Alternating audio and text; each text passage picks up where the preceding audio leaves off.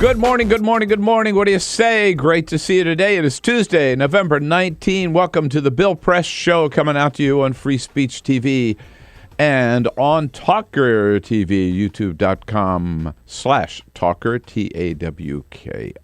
TV. We got so much news on so many different fronts today. Lots of good stuff to talk about. First of all, not such good news for President Obama. The Washington Post reporting today that his approval rating has sunk to an all-time low for his presidency.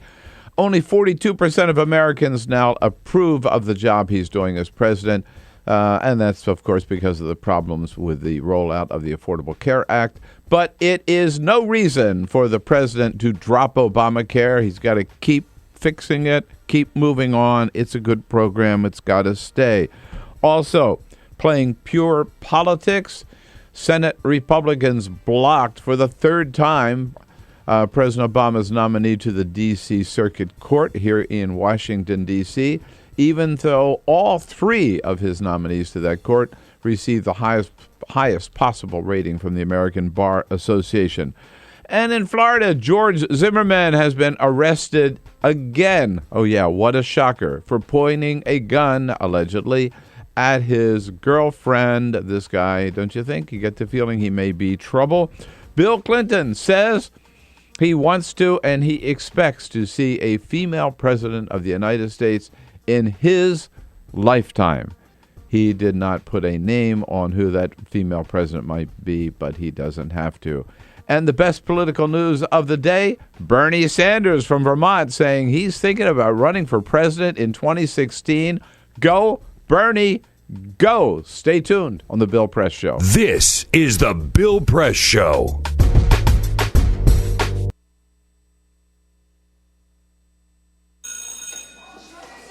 Don't look at me. Your hair's a bit frizzy today. Oh, you should pick that up. Oh, you're such a dork. Loser. Here, let me help you with that. Oops. Every day, kids witness bullying. Oh, look. Your crush is looking at you. Poor you. They want to help, but don't know how. See, no one here's gonna help you, because no one Teach likes your you. kids how to be more than a bystander. Visit stopbullying.gov. If you drive buzzed, it could cost you around $10,000. You'll face major legal fees, major fines, and steep insurance penalties. You could lose everything. Nothing kills a buzz like getting pulled over for buzz driving, because buzz driving is drunk driving. When some people struggle with their mortgage payments, they become frozen, petrified. Not knowing what to do, they do nothing. But the people who take action are far more likely to get the most positive outcome. Making home affordable is a free government program. Call now to talk one-on-one with a housing expert about the options that are right for you. Real help, real answers, right now. Here at the GED Pep Talk Center, we have pep talkers standing by to get you motivated for your GED diploma. Text the name Terry to 69222 for a sympathetic pep talk. You show people what you really are. Or for a gentle pep talk, text the name Deborah. You know you're going to make people very proud of you. And if that's not enough, text the name Danny for an extreme pep talk. Prove everyone wrong. Show them you're the boss. Get your GED pep talk and find free GED classes. Text the name of the person you want a pep talk from to 69222.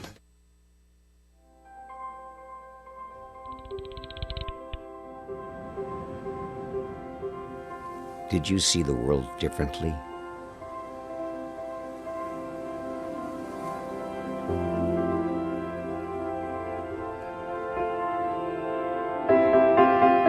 Did you celebrate the victory?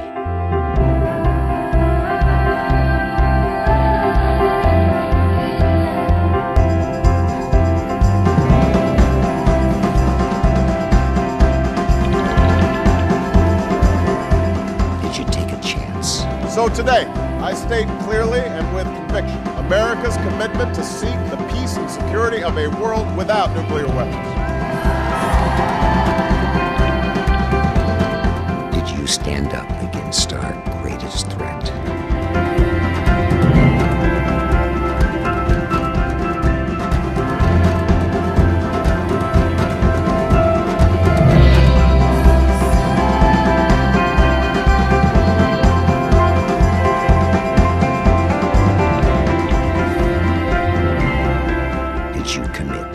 Change the world.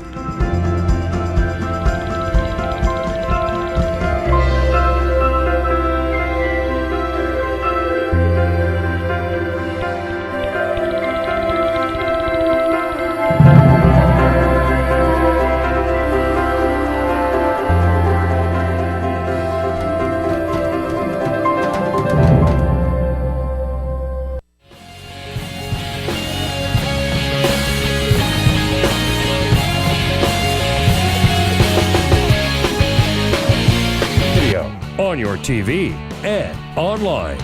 This is The Bill Press Show. 7 years ago. Now let's make it 150 years ago today. The Gettysburg Address. Good morning, everybody. Tuesday, November 19. So good to see you today. What do you know? We'll tell you what's going on, and you tell us what you think about it. That's what we do here on the Bill Press Show for 3 hours every morning, our little town hall of the morning, where you'll find out what's going on here in our nation's capital, around the country, and around the globe. And again, give you a chance to you have a chance to sound off on what it all means to you at 866-55-PRESS, our toll-free number, or on Twitter at BP Show, and on Facebook. Whatever appeals to you, just get your comments in any way you can on Facebook at facebook.com/Bill Press Show. We are right here in our nation's capital, in the heart of the action on Capitol Hill, just down the street from the United States Capitol building. Easy walk to the Capitol and an easy metro ride, 5 stops to the White House, and we got them both covered. And there's a lot, not a lot of good stuff, but a lot going on here in Washington, D.C. To talk about today on this 150th anniversary, indeed, of the Gettysburg Address. Ken Burns, great historian, took the time and made the effort to celebrate this anniversary of getting famous voices, you'll recognize most of them, of famous people and leaders of our nation, to give us a little montage of the Gettysburg Address in their voices. Here's how it starts. 7 years ago, our fathers brought forth on this continent a new nation, conceived in liberty, and dedicated to the proposition that all men are created equal. Now we are engaged in a great civil war, testing whether that nation or any nation so conceived and so dedicated can long endure. We are met on a great battlefield of that war. We have come to dedicate a portion of that field as a final resting place for those who here gave their lives that nation might live. It is altogether fitting and proper that we should do this. There you go. But in a larger sense, we cannot dedicate. We cannot consecrate. So some of the voices, by the way. I'd love to see the list of the voices. Not all of those voices are famous Americans, are they? No? Yeah, well, so one of the Robin Roberts from ABC is one of the voices we heard. Shane Victorino, the baseball player. David Gregory was one of them. I don't have the full list, but I do have Gregory from NBC. Yeah. I do have the full video that shows all of them reciting, which I'm going to tweet out right now from our account at BP Show. Yeah. That's very powerful, though. It's very cool. I mean, the fact that it starts off with all of the living presidents reciting the Gettysburg Address is didn't hear Daddy Bush there. Was he there? Oh, I didn't hear Daddy Bush. Yeah, that's a good point. No. That's a good point. Obviously, President Obama, Jimmy Carter, George W. Bush, Bill Clinton, but I didn't hear Papa. I was Pappy, as they call him. I was waiting for that, but very powerful. And Peter, you're going to tweet that out? Yeah, I'm doing it right now, yeah. All right. Yeah, that's good, because I want to watch the whole thing, too, and I'll do it a little bit later. We got lots going on here today. Don't forget, again, you can give us a call at any time at 866-55-PRESS. And it's a Tuesday, so we're going to have the Tuesday twins, we call them, Arthur Delaney and Igor Volsky. Arthur Delaney from Huffington Post, Igor Volsky here from Think Progress, both in studio.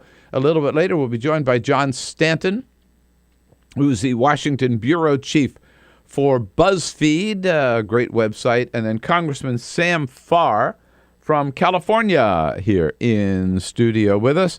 And great news. I know we said we weren't going to talk about 2016, but damn it, we got the best news I've heard yet about 2016, and we'll tell you all about it. You're going to be excited. But first, this is the Full Court Press. Yes, indeed. Just a couple of other stories making news. Let the weeping for society begin. The Oxford Dictionary is kicking off the end of the year list season with their announcement for Word of the Year for 2013. Monday afternoon, they made it official. Any guesses, Bill? What it might have been? The Word of the Year. I'd have to think about it. No, nothing pops in my head. Well, Tweet? No, that's a good guess. Selfie. Selfie, of course. Is the word of the year for 2013. I think it'd be some online, some you weren't far off. Thing. A lot of selfies do get tweeted. Other candidates for the coveted title were twerk, Bitcoin, and binge watching, meaning sitting down and just burning through a whole season of a TV show. And Bitcoin has become right. It's interesting to note, by the way, that usually the dictionary gives a distinction, one word of the year for the United States and one word of the year for the UK, and they're usually different, but this year, selfie is the word of the year for both. For both. Yep. So there you go. Mount Etna continues to blow smoke. Europe's largest and most active volcano is at it again. Mount Etna in Sicily began spewing hot lava, gas, and ash into the sky a few days ago.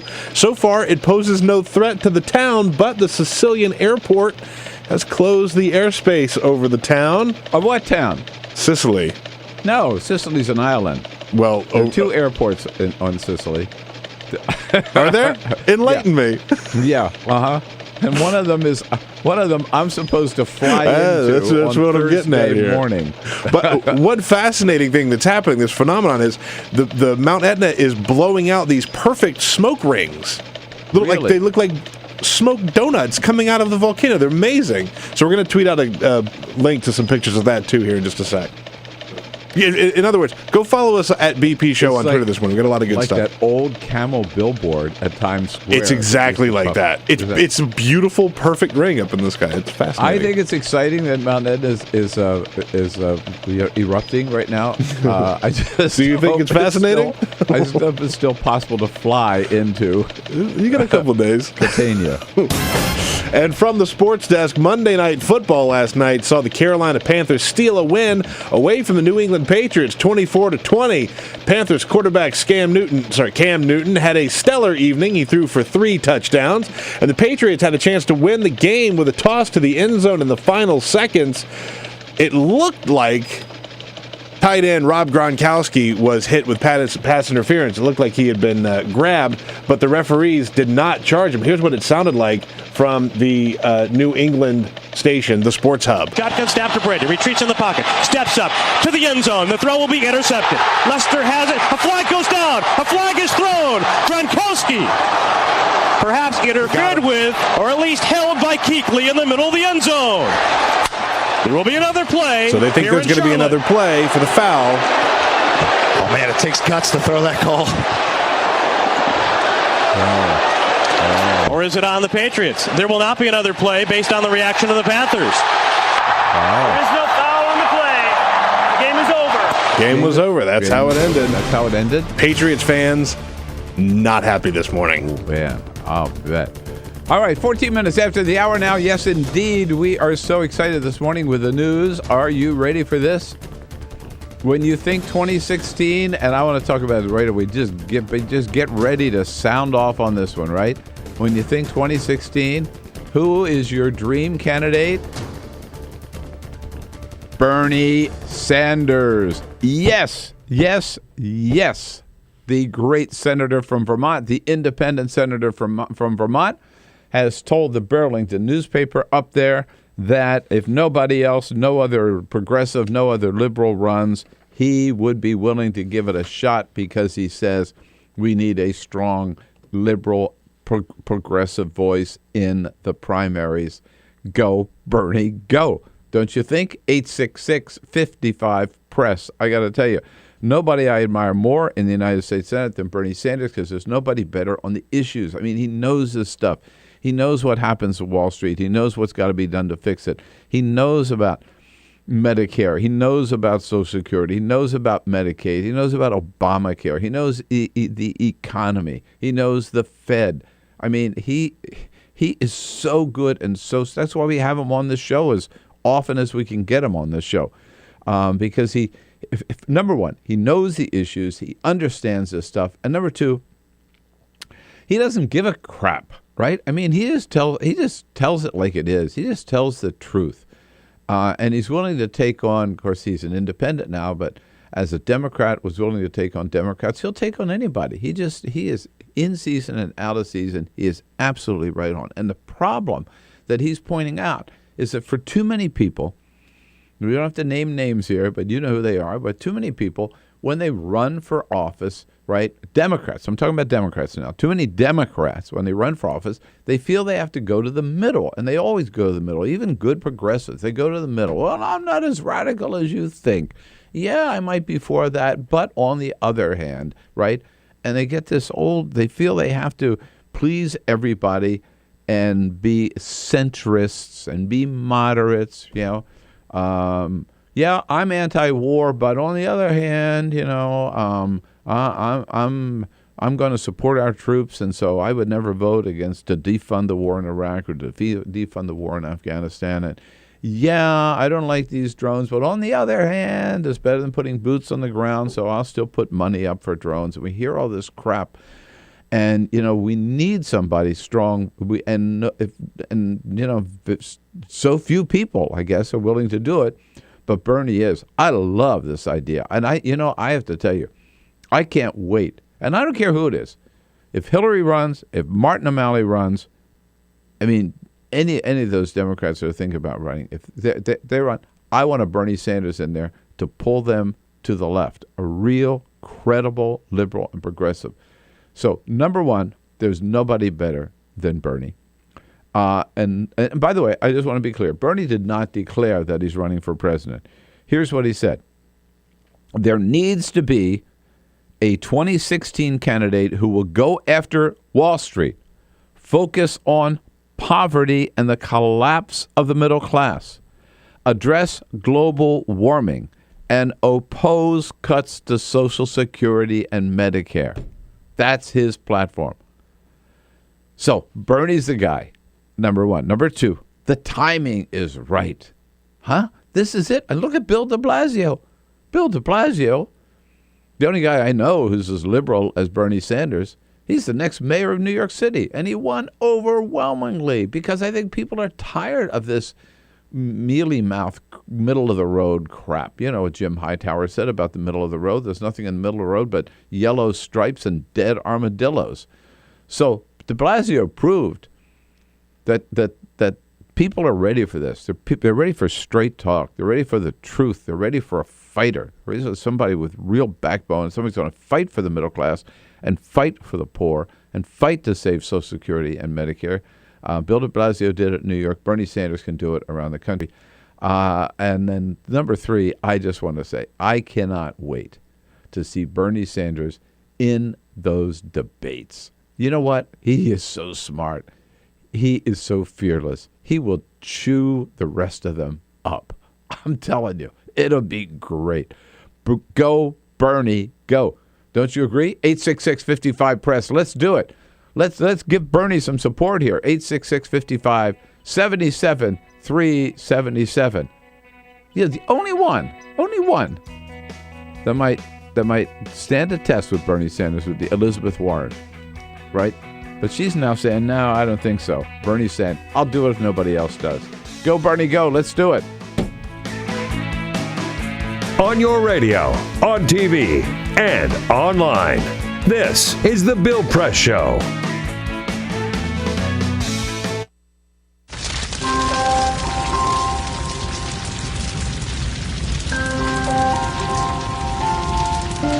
A single ember that escapes from a wildfire can travel more than a mile. That single ember can ignite and destroy your home or even your community. You can't control where that ember will land, only what happens when it does. Get Fire Adapted now at fireadapted.org. Columbine, Virginia Tech, Tucson, Aurora, Fort Hood, Oak Creek, Newtown. Newtown, Newtown. Newtown. How many more? How many more? How many more colleges? How many more classrooms? How many more movie theaters? How many more houses of faith? How many more shopping malls? How many more street corners? How many more? How many more? Enough. Enough. Enough. Enough. Demand a plan. Right now. As a mom. As a dad. As a friend. As a husband. As a wife. As an American. As an American. As an American. As a human being. For the children of Sandy Hook. Demand a plan. No more lists of names. It's not too soon. It's too late. Now is the time. Before we all know someone who loved someone on that list. No more lists. No more. Who they might have been. No more. If we had just done something yesterday. It's time. We can do better than this. We can do better than this. It's time. It's time. It's time for our leaders to act. Demand a plan. Right now. right now. You! Demand it! Enough. Enough. Enough. Enough.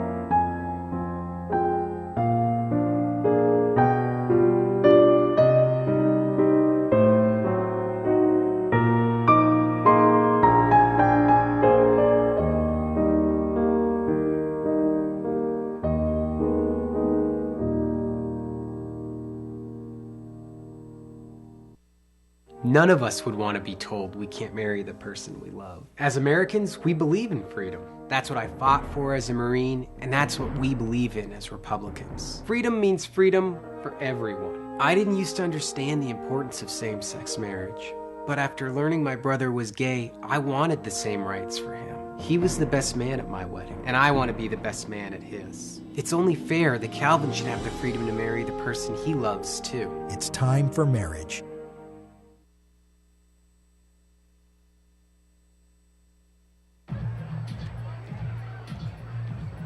If you drive buzzed, it could cost you around $10,000. You'll face major legal fees, major fines, and steep insurance penalties. You could lose everything. Nothing kills a buzz like getting pulled over for buzz driving, because buzz driving is drunk driving. When some people struggle with their mortgage payments, they become frozen, petrified. Not knowing what to do, they do nothing.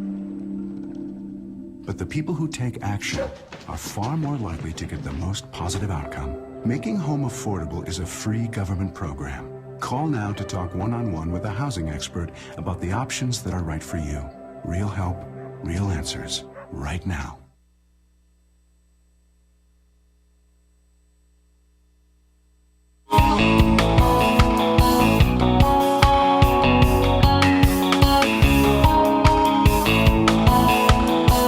This is the Bill Press Show. Here we are, 24 minutes after the hour of the Bill Press Show this Friday morning. What am I saying? Tuesday morning. Here's what Bernie Sanders says. How do you like this for a platform running for president? I care a lot about working families. I care a lot about the collapse of the American middle class. I care a lot about the enormous wealth and income disparity in our country. I care a lot that poverty in America is near an all-time high, but hardly anybody talks about it. That's Bernie Sanders. Of course, those are the issues we ought to be focusing on, and he already has, and he knows so much about it. Don't you think it would be a breath of fresh air? And even if he didn't make it, he would raise the issues that we ought to be talking about at that important, and he would save the Democratic Party from becoming too, mushy in the middle and not standing for anything. Sarah is out in Stroudsburg, Pennsylvania. Sarah, what do you think? Oh, thank you. You made my day. I'm so happy.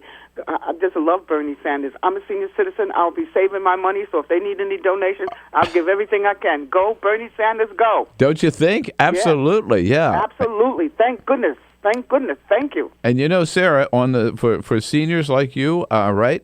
Bernie will be there fighting for you when everybody else is saying, "Oh, we got to cut Social Security, we got to cut Medicare." Yeah, I only get $1,000 a month, so I'm so frightened every time they say they're going to cut it. Right, as if you're living high on the hog, right? Exactly. No, let's hope he does it, Sarah. So I appreciate the call. Good to hear from you. Thanks for getting up early for us this morning. And talk about getting up early. Wow. Howard's calling from Los Angeles at this early hour on KTLK, K-Talk. Hi, Howard.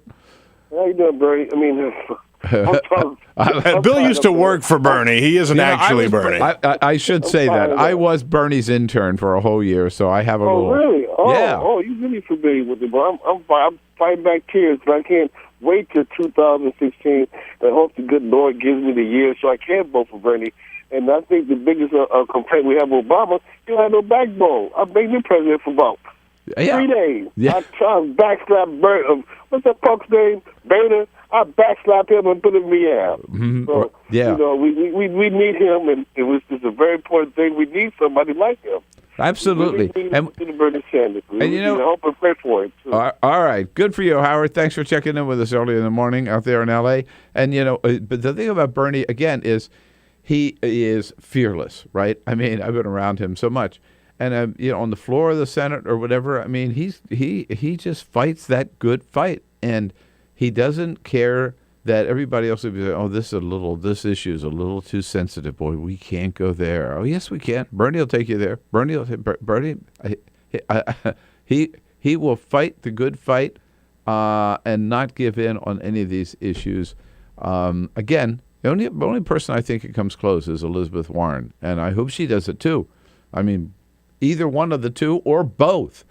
And get this Democratic Party to stand for the 99% of Americans. That's what we need. Someone's going to fight for them, and the 1% will be fine. They'll do just fine. And let the Republicans have them. Olga, not all of them. Olga from Byron, Maine. Hello, Olga. Good morning. Good morning, Bill. Yeah. What do you think? Oh, I think it's wonderful. We need a real progressive in the White House to straighten this country out. Damn right. Yeah, because I've been around a few years, and I see how the middle class has totally gone downhill. It's almost disappeared, Olga. That's right. And right now I'm unemployed, and I'm looking for a job, and at my age, nobody's going to hire me. And I live in this little town up here in Byron, and there's really nothing around. And I see all over the state of Maine, too. I guess we're the lowest on the employment rate. Yep, things are tough up there. Absolutely. You got a good man in Angus King, I think, but Bernie's going to be out fighting for people like you all across this country, Olga, and just out of time here, so I've got to run. But I appreciate hearing from you very much from the wilds of Maine. Go, Bernie, go. Arthur Delaney's next. This is the Bill Press Show. It is possible to read the history of this country as one long struggle to extend the liberties established in our Constitution to everyone in America. In other words, who, according to our laws and culture, gets to be considered a person? The law creates legal personhood, and movements create law and change culture. So, how have the courts passed laws to shape our culture? That history goes way back before Citizens United. 1819, Dartmouth College versus Woodward, Supreme Court case, turned a corporate charter from a government-granted charter to a contract. This ruling gave corporations standing within the Constitution. 1886, Santa Clara County versus Southern Pacific Railroad. Though the court did not rule on corporate personhood, the decision was subsequently cited as a precedent to hold that a private corporation is entitled to the same 14th Amendment rights of due process and equal protection as human beings. This makes it impossible for us to make laws that treat local businesses any differently than giant multinational corporations, even if their business practices are deemed to be harmful to workers, the environment and communities, or if they have a history of violating the law. Hale versus Henkel, 1906. The court granted corporations the Fourth Amendment search and seizure protection. Dodge versus Ford Motor Company, 1919. The Michigan Supreme Court says the business corporation is organized and carried on primarily for the profit of the stockholders. Stockholder primacy is established. The purpose of the corporation, according to the court, is no longer to serve the public good, as it had been. It is now to maximize profit for shareholders above all else. Pennsylvania Coal Company versus Mahon, 1922. Corporations get the Fifth Amendment takings clause, meaning if you pass a regulation that impacts a corporation's ability to make a profit, that is deemed a taking, and they can sue for the right to future profits lost. This creates a chilling effect, and local and state governments become much more hesitant to pass laws in the public interest for fear that corporations can claim loss of potential profits that cities and states will be on the hook to pay. Buckley versus Vallejo, 1976. The Supreme Court rules that spending money to influence elections is protected under the First Amendment, in effect saying that money is speech. Citizens United versus Federal Election Commission, 2010. Today, the Supreme Court of Chief Justice John Roberts declared that because of the alchemy of its 19th century predecessors in deciding that corporations had all the rights of people, any restrictions on how these corporate beings spend their money on political advertising are unconstitutional. The court's ruling threatens to undermine the integrity of elected institutions across the nation. It's a rejection of the common sense of the American people.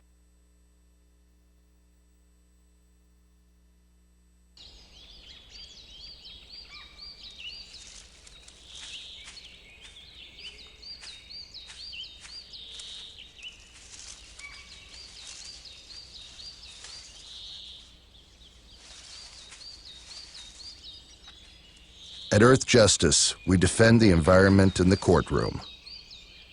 Join our fight. When you take a seat, you take a stand. Earth Justice, because the Earth needs a good lawyer.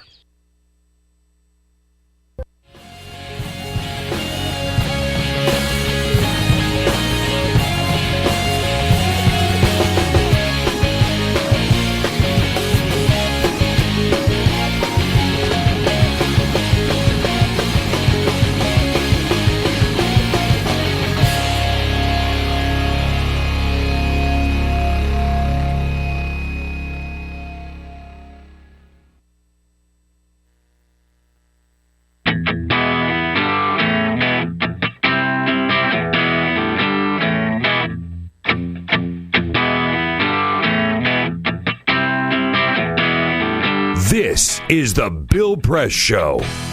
All right, here we go. 33 minutes after the hour. It's the Bernie Sanders for President campaign here. A special feature this Tuesday morning, November 19. Hey, great to see you. Coming to you live from our nation's capital. Brought to you today in part by Ullico Incorporated. Good men and women of Ullico under President Ed Smith, proudly serving the union workplace for more than 85 years now, providing specialty insurance, risk solutions, investment products, and services. You find out a lot more about the services that they provide unions around this country at their website, ullico.com. That's ULLICO.com. Solutions for the union workplace. If it's Tuesday, here he is, never lets us down. Arthur Delaney from the Huffington Post covers economic issues, middle-class issues for the Washington... Why did I say the Washington? Huffington Post. Because you're looking at the Washington Post, right? Yeah, but that's history, right? The Washington Post. The Huffington Post is today. The future. Exactly. Hey, Arthur, good to see you. Great to be here. So, I mean, if you cover all these issues about food stamps, unemployment, insurance, Affordable Care Act, Social Security, all of those Social Security. That's Bernie Sanders' universe, right? You must be excited about the idea. Bernie says, nobody else does it, I'll do it.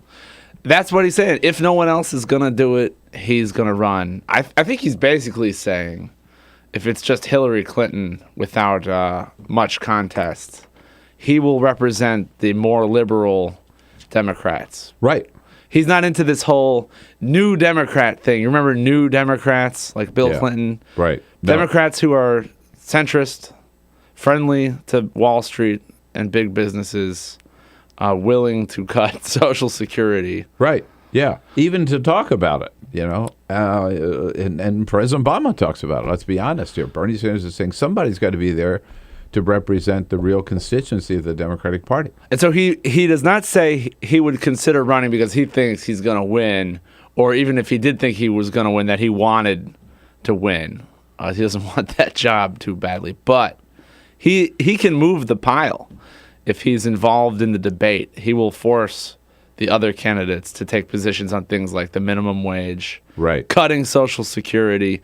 Just this week, I think he can take some credit for getting more people, including Elizabeth Warren, coming out against a much ballyhooed chained CPI Social Security cut, and against that, and in favor of expanding Social Security, which is relevant when we have more and more people retiring and fewer of them with the chance for a really comfortable retirement. And what Bernie sees is that, and I complain about it too, is that too often Republicans don't do this. If they run, they will be as proud to be as far right as they can, right? And they do not. But Democrats feel they have to go to the middle, right? They have to get mushy, right? They got to get, in this gray zone, right, in the middle, and not really stand for anything.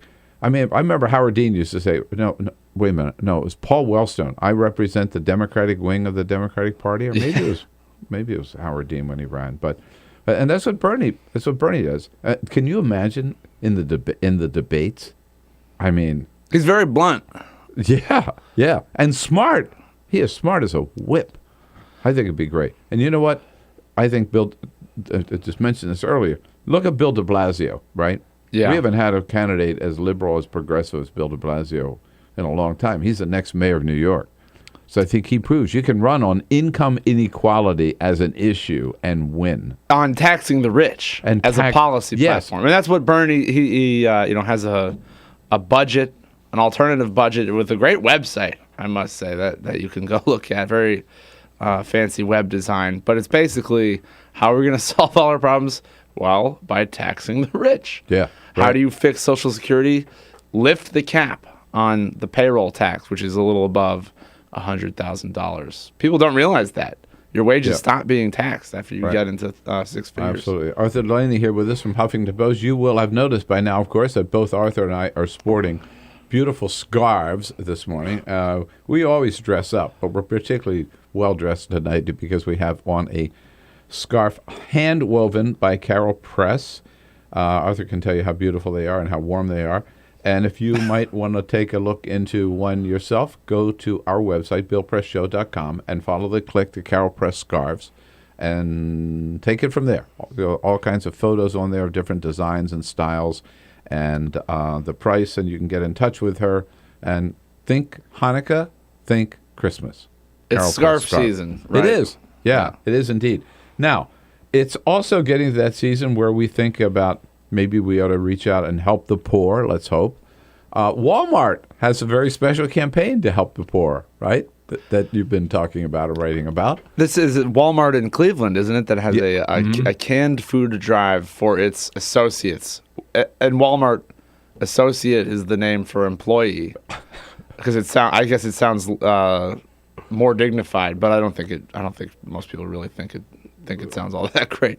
So what they're doing is they're holding you see a lot of drives this year, a lot of office buildings, right, where you bring in canned food, right, for the poor. For the poor. Yeah. But at Walmart, that's who is working there. Yeah.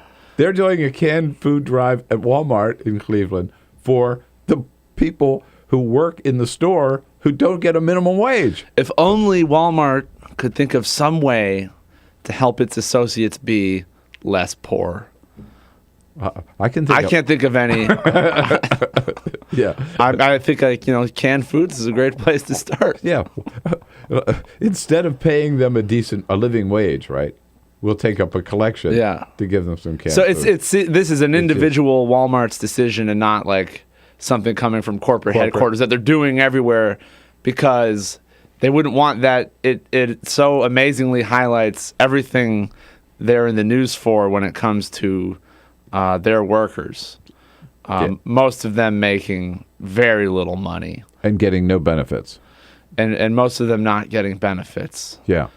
And being poor enough to qualify for food stamps and Medicaid. And in a sense, the taxpayers wind up subsidizing their low wages. Let me tell you, my suspicion is that this store is going to be told by headquarters, knock it off because you're letting the cat out of the bag. Basically. Well, headquarters is responding to the story by saying, well, yeah, the store is doing a great thing. And that is true. It's nice that they're at least trying to provide some canned goods.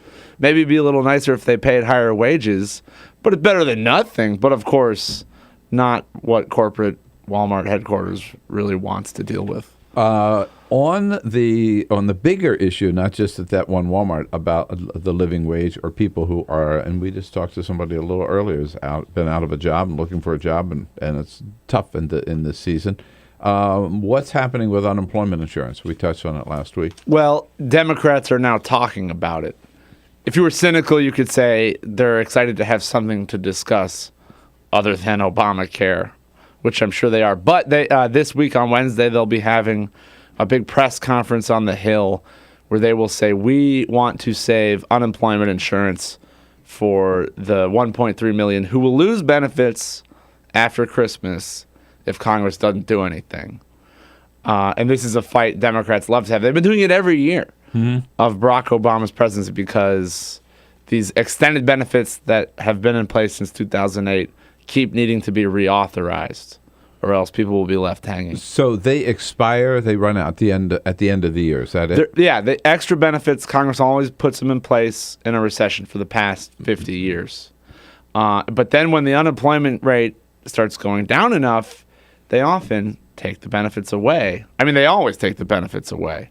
And so the question now is, when is it time to do that? And one threshold Democrats have highlighted is unemployment rate above 7.2%. So we're going to be there. So it's going to be a close one. And I think I said last week I wouldn't bet on this getting done, no matter how much Democrats talk about it. But the White House is behind it, correct? Big time. Yeah, they came out for it on Friday. Right.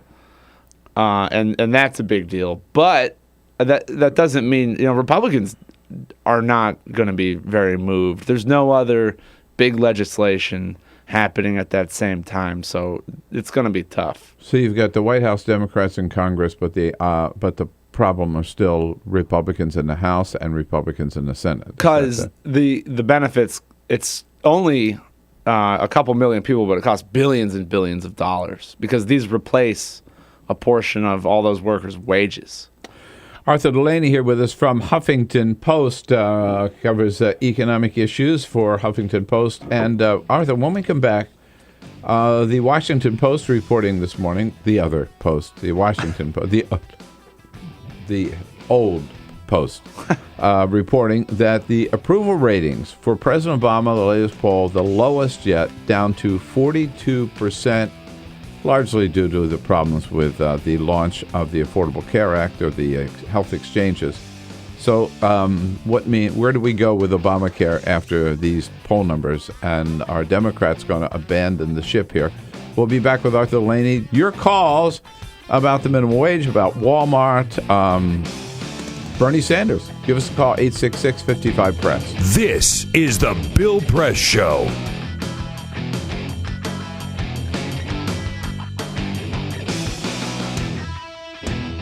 This is my computer. This is your computer. Let's go on the internet. Let's go. Click it. Yes.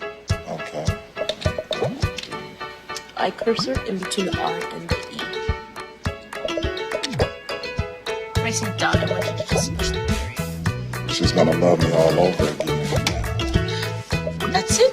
Jamaica, here you go. Here we go. Good job. Thank you. Thank you. And I did it by myself. Feel smarter.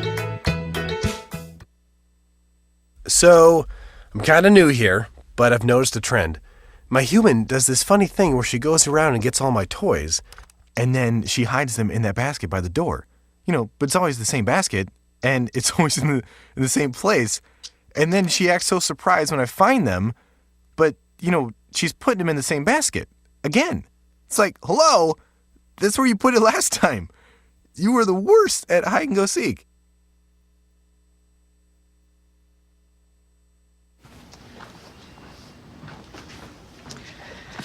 All right. I know this isn't any fun to talk about, but we should. Okay. So who's going to do what? I'll pack the dead batteries. Great. I'll only put what I don't need into a duffel bag. Perfect. That's totally unhelpful. No problem. Meanwhile, I will try to comfort everyone by speaking in a calm voice. And I'll try to get the generator going without any gas. Oh, let's not forget the cell phones, which probably won't work. Right. And who is going to handle supplies? I can forget to do a list for us. Thanks, pal. Well, I think we couldn't be any less prepared. I'm proud of you guys. Talk to your kids about who to call, where to meet, what to pack. Visit ready.gov/kids for tips and information.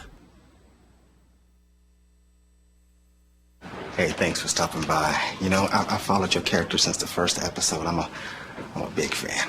Big fan. Thank you. And listen, your storyline, it makes for incredible TV drama. Thing is, your drug use is very adult content. Too adult for the kids. So I'm gonna have to block you. Oh, man. Yeah. Well, have a good one. You're a nice lady.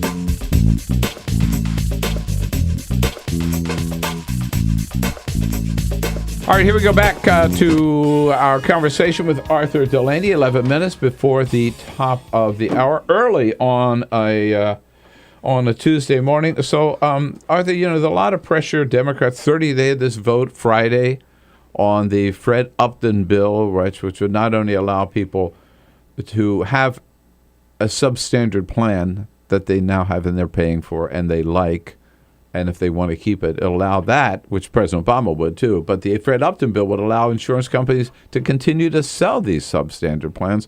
39 Democrats voted for that piece of crap. And people are saying, oh my God, Democrats could sign on to full repeal if 39 of them voted for the Upton bill. But now you got this poll today, Washington Post again. President Obama's approval rating down is 42%. A lot of that's because of the problems with the launch of the healthcare exchanges. So, do you think this will mean more Democrats will run for the hills now? Well, I would not take the 39 Democrats who voted for the Upton bill as a real sign that Democrats would actually support undoing the most important parts of the Affordable Care Act. There's a lot of votes in the House where they're kind of playing house. And it's not like none of them actually believes that what they're working on is something that will actually become law. How many times did they vote to repeal Obamacare? It's in the 40s. Well, it's 45, I think, is the latest. So a lot of these votes are of very little consequence outside the news cycle we are currently in, which is one that is all about how Obamacare has problems. But these news cycles don't last very long. Remember when there was a government shutdown? Yeah. Do you remember? Yeah. That was only a couple weeks ago. There could be another one of those coming up in January. And the whole your sense of what's going on and who's up and who's down just can be completely flipped around in a matter of weeks. I think what President Obama would like to see right now is any story come along and knock Obamacare out of the news cycle, right? I think that's one reason Democrats are talking about unemployment insurance. Also, there's a lot more talk about the minimum wage. But it's not like that's not a good thing to talk about. It's not like that's only a distraction. Yeah. Those are things that people care about quite a lot. You could see Mark Schauer running for governor on this in Michigan. So there's legitimate stuff out there other than Obamacare. And by the way, the bad news about Obamacare could eventually be replaced by more news about people getting health insurance. That was, after all, the point of the law. Which is an important point, and a point that President Obama makes as often as he can, is yes, there are problems with the launch of the website. Yes, there's some confusion about these existing plans. The small percentage of Americans, less than 5%, who were able to buy health insurance, and frankly, I think they got conned into a bad plan, but they got it and they appear to like it. So despite those two problems, the reality is there are millions of Americans today who have advantages in healthcare that they never had before. And as soon as they get the website fixed, they're going to be like maybe as many as 36 or 40 million Americans, right, who are going to have health insurance they never had before. Well, in theory. Well, yeah, it's still right. an open question as to whether that's actually going to work. But that's the goal, I mean, right? And that's the program, and that's really, I think, what's important people like us to keep the focus on. Look at these families. We hear them hear from them all the time here on the program. People who were able to navigate the system. They may not have bought yet, right? But they're on the verge of buying. Well, one weird thing about the negative Obamacare news cycle that we inhabit today is that there's this notion that before Obamacare, we were in some kind of health insurance utopia. Yeah, right. Where everyone was happy and insurance plans were never canceled. Yeah. Which is a joke. Yeah, totally. And the last thing we want is to go back there, and that's the only alternative that Republicans have on the table, right? But Obamacare, it doesn't take us out of the world of health insurance. It's going to work. It's going to work. Well, Arthur, thank you for coming in today. And by the way, don't forget, next time you go to Walmart, take a couple of cans of food for the employees there. They don't pay enough. Okay. I will do that. HuffingtonPost.com, Arthur Delaney. I'll be back to wrap up here our first hour together this Tuesday morning. This is the Bill Press Show.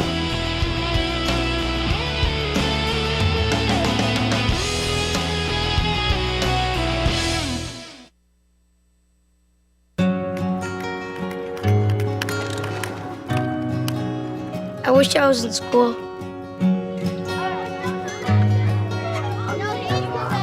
If only I had a math test today. Or a book report to give. I wish I was in school.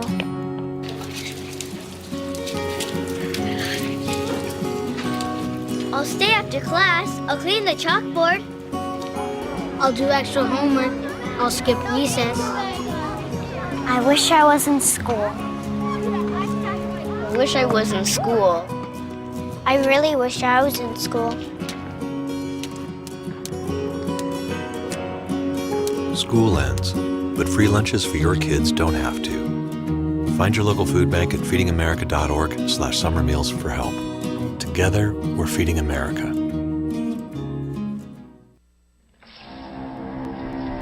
When some people struggle with their mortgage payments, they become frozen, petrified. Not knowing what to do, they do nothing. But the people who take action are far more likely to get the most positive outcome. Making home affordable is a free government program. Call now to talk one-on-one with a housing expert about the options that are right for you. Real help, real answers, right now.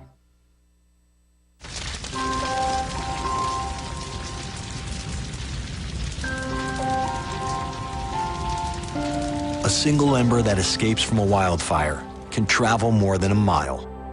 That single ember can ignite and destroy your home or even your community. You can't control where that ember will land, only what happens when it does. Get fire adapted now at fireadapted.org. You wouldn't let money just blow out of your house. So when your AC or heater is on, make sure the doors, windows, and fireplace flue are shut tight. If you're headed out, turn down the AC or lower the heat by 10 degrees. And always keep your water heater set at 120. A little bit of common sense goes a long way. Get more great tips at energysaver.gov. So, I'm kind of new here, but I've noticed a trend. My human does this funny thing where she goes around and gets all my toys, and then she hides them in that basket by the door. But it's always the same basket, and it's always in the same place. And then she acts so surprised when I find them, but, she's putting them in the same basket. Again. It's like, hello, that's where you put it last time. You were the worst at hide and go seek.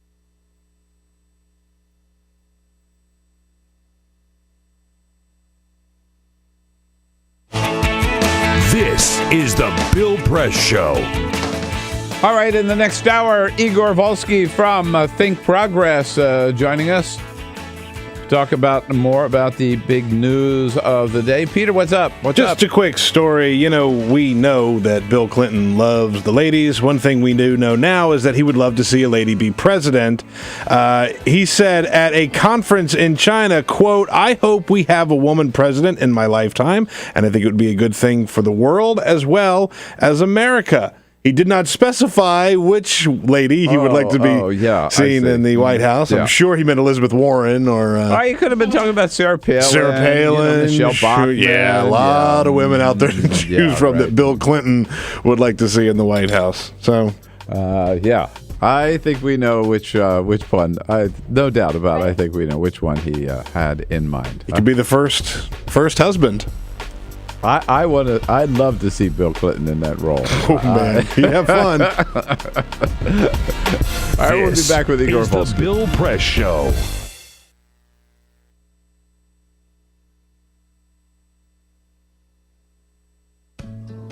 You wouldn't let money just blow out of your house.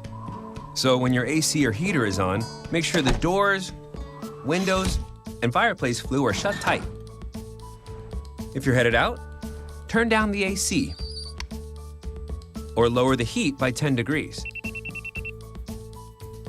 And always keep your water heater set at 120. A little bit of common sense goes a long way. Get more great tips at energysaver.gov. So, I'm kind of new here, but I've noticed a trend. My human does this funny thing where she goes around and gets all my toys, and then she hides them in that basket by the door. But it's always the same basket, and it's always in the same place. And then she acts so surprised when I find them, but, she's putting them in the same basket. Again. It's like, hello, that's where you put it last time. You were the worst at hide and go seek.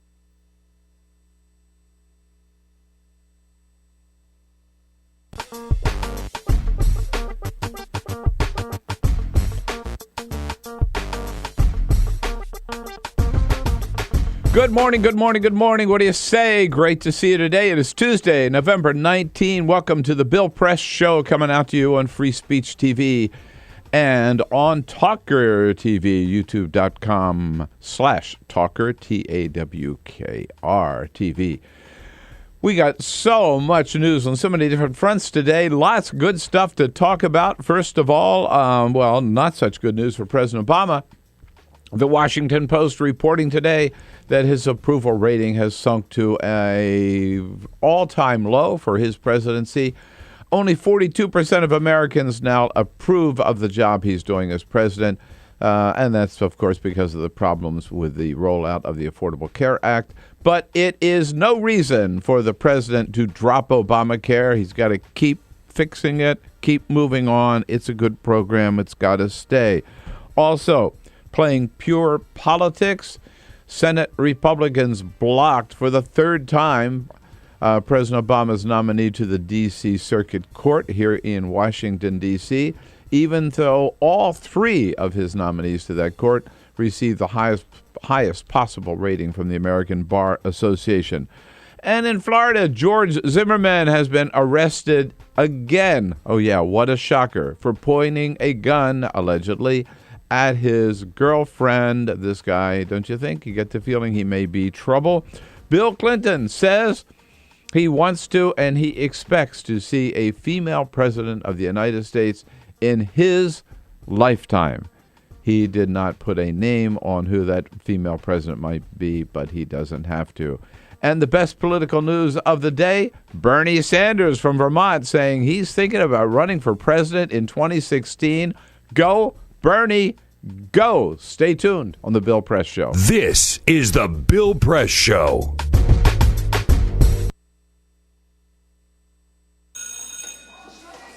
Don't look at me. Your hair's a bit frizzy today. Oh, you should pick that up. Oh, you're such a dork, loser. Here, let me help you with that. Oops. Every day, kids witness bullying. Oh, look. Your crush is looking at you. Poor you. They want to help, but don't know how. See, no one here's gonna help you, because no one Teach your kids how to be more than a bystander. Visit stopbullying.gov. If you drive buzzed, it could cost you around $10,000. You'll face major legal fees, major fines, and steep insurance penalties. You could lose everything. Nothing kills a buzz like getting pulled over for buzz driving, because buzz driving is drunk driving. When some people struggle with their mortgage payments, they become frozen, petrified. Not knowing what to do, they do nothing. But the people who take action are far more likely to get the most positive outcome. Making home affordable is a free government program. Call now to talk one-on-one with a housing expert about the options that are right for you. Real help, real answers, right now. Here at the GED Pep Talk Center, we have pep talkers standing by to get you motivated for your GED diploma. Text the name Terry to 69222 for a sympathetic pep talk. You show people what you really are. Or for a gentle pep talk, text the name Deborah. You know you're going to make people very proud of you. And if that's not enough, text the name Danny for an extreme pep talk. Prove everyone wrong. Show them you're the boss. Get your GED pep talk and find free GED classes. Text the name of the person you want a pep talk from to 69222.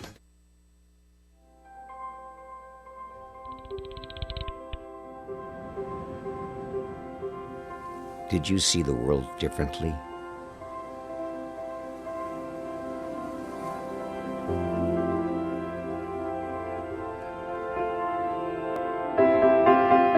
Did you celebrate the victory?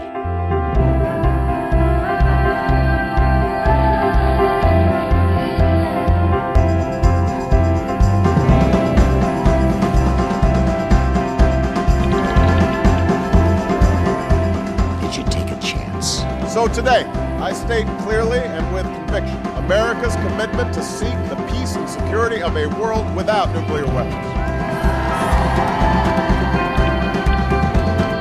Did you stand up against our greatest threat?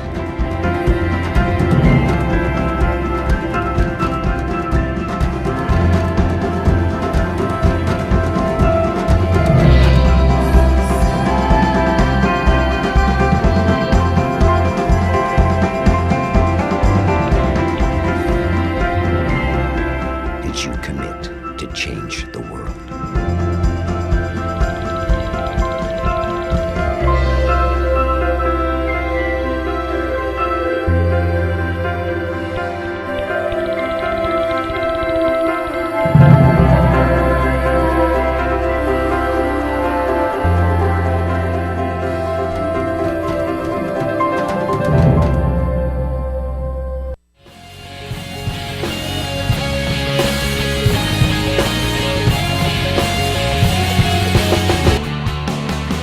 Broadcasting around the nation, on your radio, on your TV, and online. This is The Bill Press Show. 77 years ago, 150 years ago today, those words spoken at Gettysburg. A great anniversary, great speech, great president. Good to think back on the message of the Gettysburg Address. And we will this Tuesday, November 19. Good morning, everybody. Great to see you. Welcome to the program. Welcome to the Bill Press Show.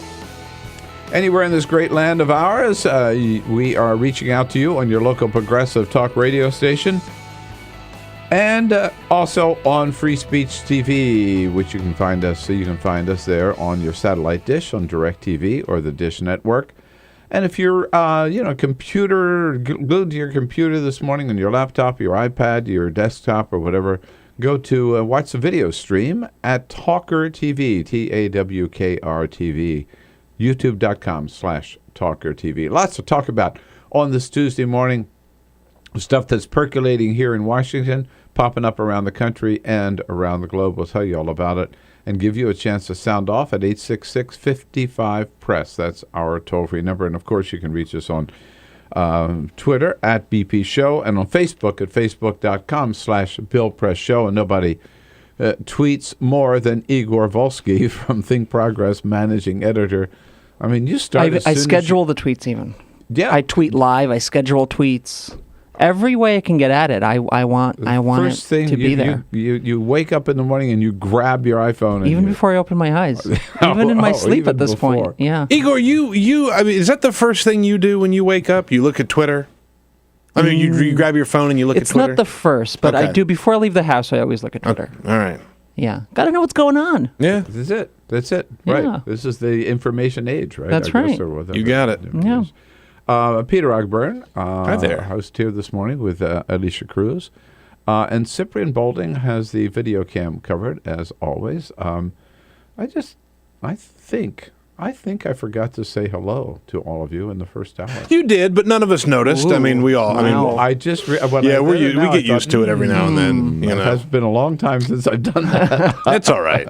We all noticed, but none of us wanted the Good same morning. thing. We love you all. We're glad that you're here. Now you're just going to have to be doubly happy to see us next hour. Yeah. Well, I'm happy to see you, but not as happy as I am to hear Rob Ford, Mayor of Toronto, apologize yet again yesterday. So this guy, I mean, after all the different apologies he's made for all the things he should have apologized for, yesterday, I mean, look, he's as big as two Chris Christies. We know that. That is a sick burn. And he's rumbling through the council chambers trying to get out. Not unlike a bowling ball. Sort of like a 18-wheeler truck coming through. It's a very good way to put it. And knocks over one of the other counselors who happened to be a woman and who ended up getting a fat lip as a result of this. And what else does he do? He has to hold another news conference and another apology, Igor. There's only so many times you can apologize, so many times you can say, it's my fault, there's no one else to blame but myself. I've said that over and over and over again, but you guys just won't give up. So he blames the media, right? It's their fault he ran into her. Look, I thought the whole situation was that he was on the floor and then wanted to talk to someone and so ran across the room, accidentally bumped into her, then tried to actually save her life by catching her and then stopped himself. But he never wanted to directly attack her, right? No, it's not like he came after her to he throw wasn't her down. going right. out. Yeah, so cut him some slack. I mean, Yeah, but the idea that crack makes you do that.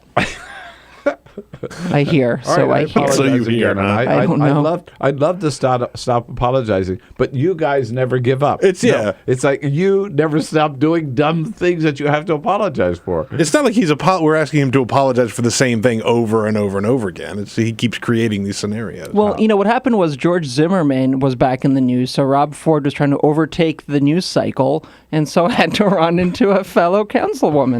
But the difference is George Zimmerman has not apologized.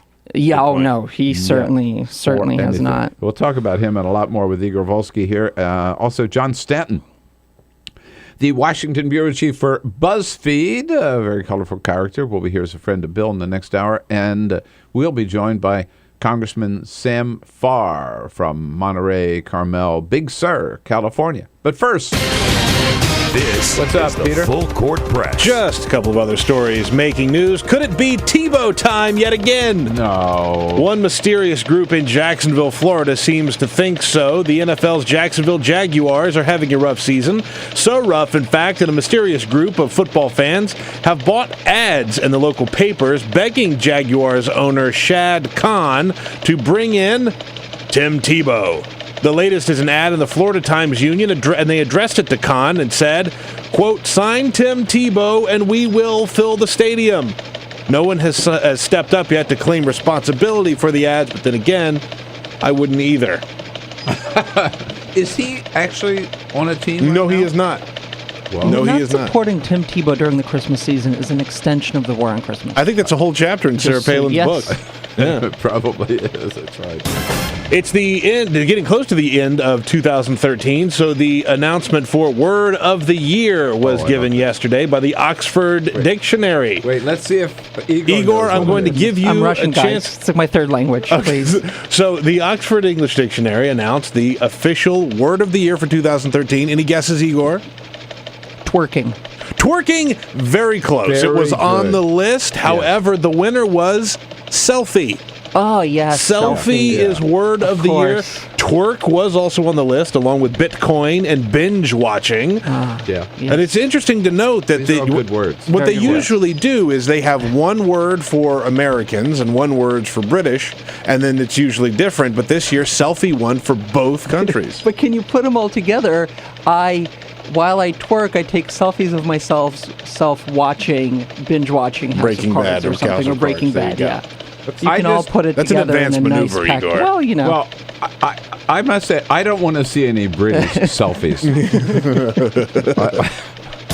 And finally, a American shakeup. selfies are all right. I don't want to see A shakeup in the world of financial TV. CNBC's longtime money correspondent, Maria Bartiromo, is leaving the network to join Fox Business.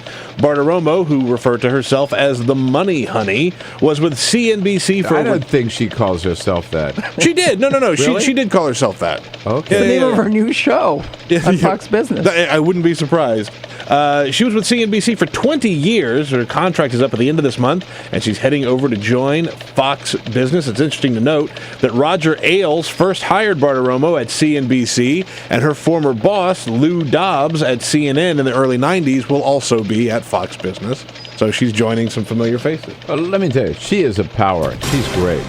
Very smart and very good looking, obviously, and very good on camera. And yeah, that's a huge get for Fox Business. I'm not sure whether it means that Fox Business is on the up and up is going to get off the ground. It's sort of it's never really.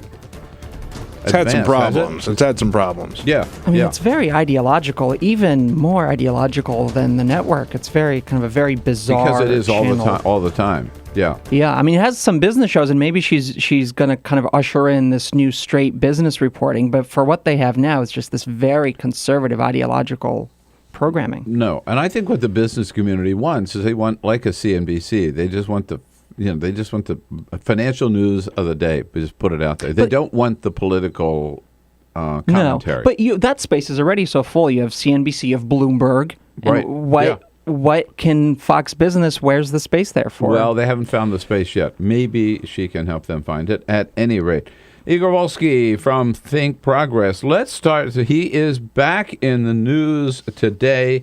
Yesterday, the 911 call from the girlfriend of George Zimmerman. Here's her story. Is it a shotgun or is it a handgun? That's a shotgun. Does he have it with him now? Well, he's in my house. He has all of his guns inside. He had just unloaded the shotgun and his AR, but he took that case to smash my table and smash my sunglasses and smash whatever the hell else he's smashing in there right now while I'm outside. Yeah. So the guy's got all kinds of guns in the house with his girlfriend, shoves the shotgun in her face, and then using these guns to bust up furniture and everything else. I mean, when this story came across yesterday, guy could be trouble, I think, Nobody was surprised. Nobody. Arrested again, domestic dispute. tell me something I don't know, basically. I mean, at this point, this is what, the third different woman who has accused him of some kind of one domestic before the abuse. Trayvon Martin yes, thing, at and then least. his wife. Then his wife. And now this girlfriend. Now ex-wife, and now the girlfriend. Yeah.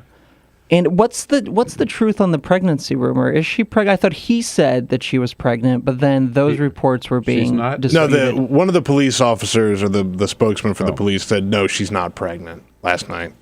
Well, that's an interesting wrinkle. But here, there's so many stories. This bothers me so much. Number one, given his record of violence before the Trayvon Martin killing, and then given this record afterwards, I mean, it's pretty clear what happened the night with Trayvon Martin is he picked a fight and shot and killed him with his gun. And the other thing, and what is this guy doing today with guns? Not just a gun, with guns. Yeah. Why should he? Why should he have? He's the last person that have access to firearms. I mean, they portrayed this guy during the trial as this victim of Trayvon, and he, was just kind of doing his duty and didn't want to hurt anyone.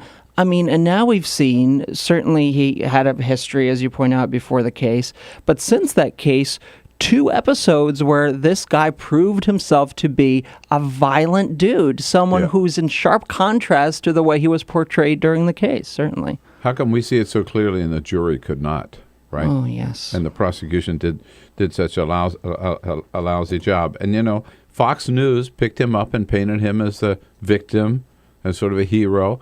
Remember the big movement to help him get his gun back?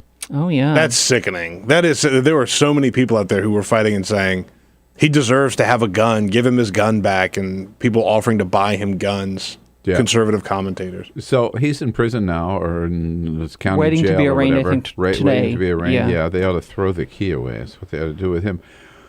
This is the season where we see little food drives to help people out, during this holiday season. Always very nice, and people are always very generous. It's the American spirit. Walmart is hoping that they'll be extremely generous in their store out in Cleveland. Tell us about that. Well, usually you give food to take to your local homeless shelter or help other families in need. It's unusual that an employer would start collecting for the holidays for its own employees, but that's precisely what's happening in this Walmart. Why does Walmart have to collect food for their own employees? Well, please donate food items here so associates in need can enjoy Thanksgiving dinner. Walmart, who pays associates just above the poverty line, just above, it's about $25,000 per year for a family of 4, so very, very little. Of course, a system that then taxes all of us because they use more public services, and so we end up subsidizing their business practices. Not terribly surprising on the whole, given their history here, but certainly shocked a lot of people online when we posted it yesterday that the folks at Walmart need help during the holiday season. I've got an idea. Maybe another way to help the employees of Walmart might be to pay them more. That is one idea. Do you ever think they thought of that? And maybe give them some, health insurance, a retirement plan. Yeah. Maybe a little vacation plan, some benefits, right? I'm looking to see if we have... How about letting the Walmart employees form a union? Wow. Yeah. That's a good idea. I hear there's a movement on foot to do just that. I'm just suggesting that might be a better way of helping them and giving them some a more longer lasting and substantial help than taking up a food drive for their employees. Yeah, I'm looking to see if we have in the story. We don't, unfortunately, have how much the Walmart president and CEO Bill Simon made last year, but I'm assuming it's a nice big figure. Not in the story though, but. I don't think they'll be taking up a food drive for Mr. No, not for him. He doesn't know. For Mr. Simon. What do we think about the Cheneys and this? So here we have Liz Cheney running for Senate in Wyoming, even though she is until a year ago, lived in Virginia. And she is running against Senator Enzi, has come out squarely against marriage equality against same-sex marriage, even though her sister Mary, who lives in Virginia, is married to Heather Poe, I think is her. Has a family, yeah. And they have 2 children together. And Dick Cheney, to his credit, has even when he was vice president, George Bush was on the other side of the issue. Dick Cheney has always said, no, if 2 people of the same sex love each other and want to get married, again, with the case of his daughter, he's one of the first prominent conservatives to do so. Really led the pack in that regard. Yeah. Part of me here, the voters of Wyoming must understand that Liz Cheney does actually support marriage equality and only has to say that she doesn't in the context of this political campaign. You think she's faking it for I think it's fairly clear she's faking it. She appears to have a close relationship with Mary before all this happens. She visits them, was at their wedding, all of this.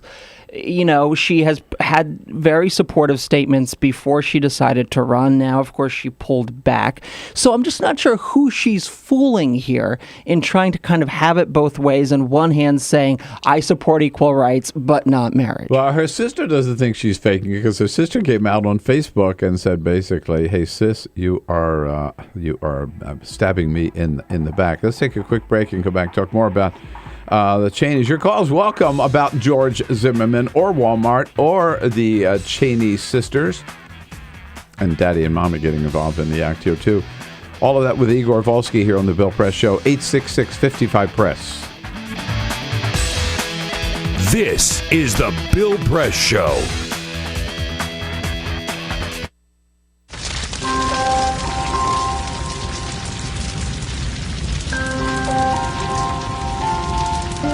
A single ember that escapes from a wildfire can travel more than a mile. That single ember can ignite and destroy your home or even your community. You can't control where the ember will land, only what happens when it does. Get Fire Adapted now at fireadapted.org.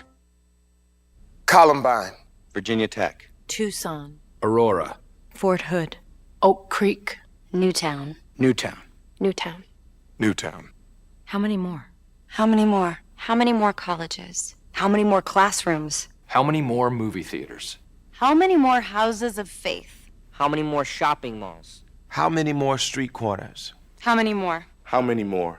Enough. Enough. Enough. Enough. Demand a plan. Right now. As a mom. As a dad. As a friend. As a husband. As a wife. As an American. As an American. As an American. As a human being. For the children of Sandy Hook. Demand a plan. No more lists of names. It's not too soon. It's too late. Now is the time. Before we all know someone who loved someone on that list. No more lists. No more. Who they might have been. No more. If we had just done something yesterday. It's time. We can do better than this. We can do better than this. It's time. It's time. It's time for our leaders to act. Demand a plan. Right now. Right now. You! Demand it! Enough. Enough. Enough. Enough.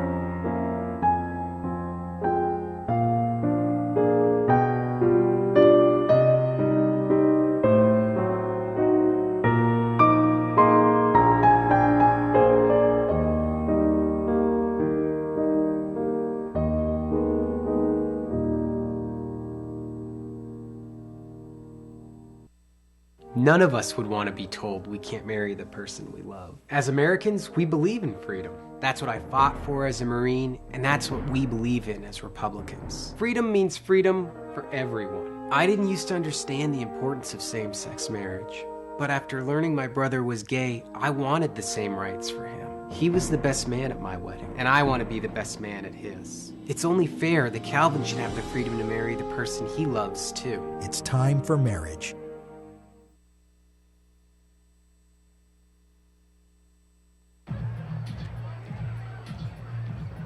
If you drive buzzed, it could cost you around $10,000.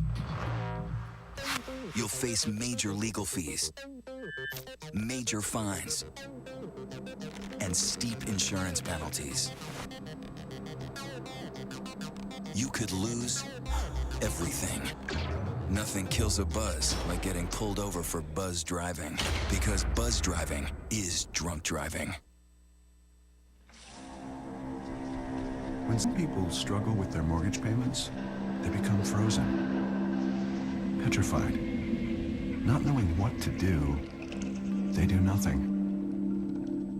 But the people who take action are far more likely to get the most positive outcome. Making home affordable is a free government program. Call now to talk one-on-one with a housing expert about the options that are right for you. Real help, real answers, right now.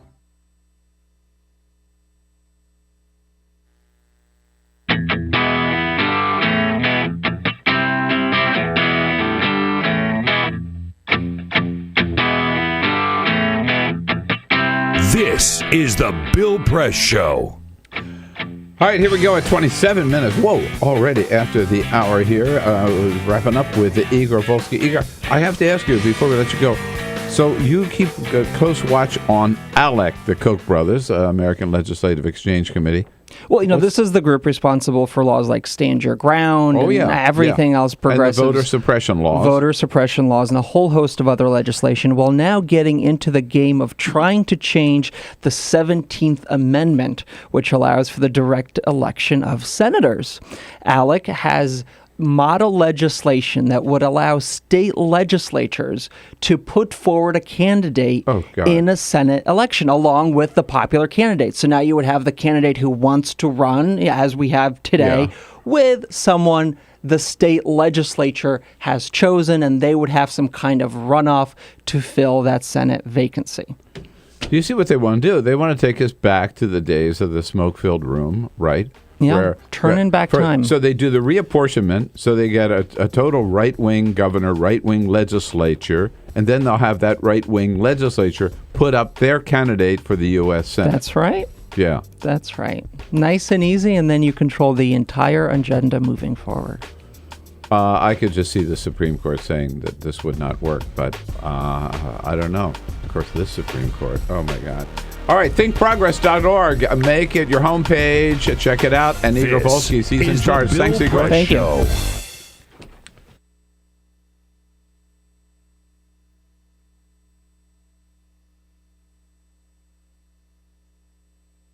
It is possible to read the history of this country as one long struggle to extend the liberties established in our Constitution to everyone in America.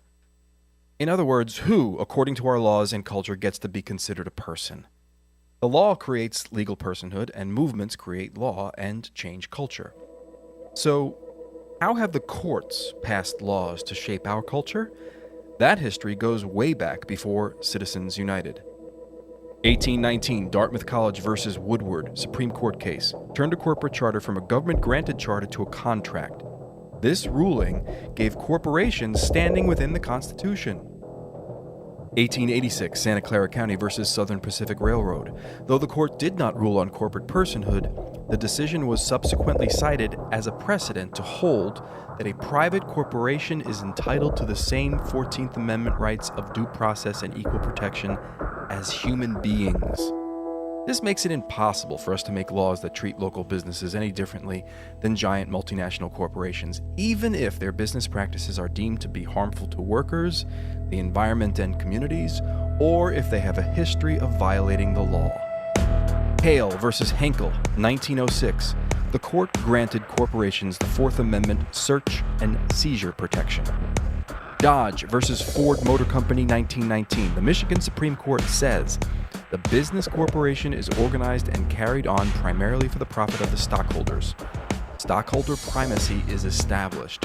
The purpose of the corporation, according to the court, is no longer to serve the public good, as it had been.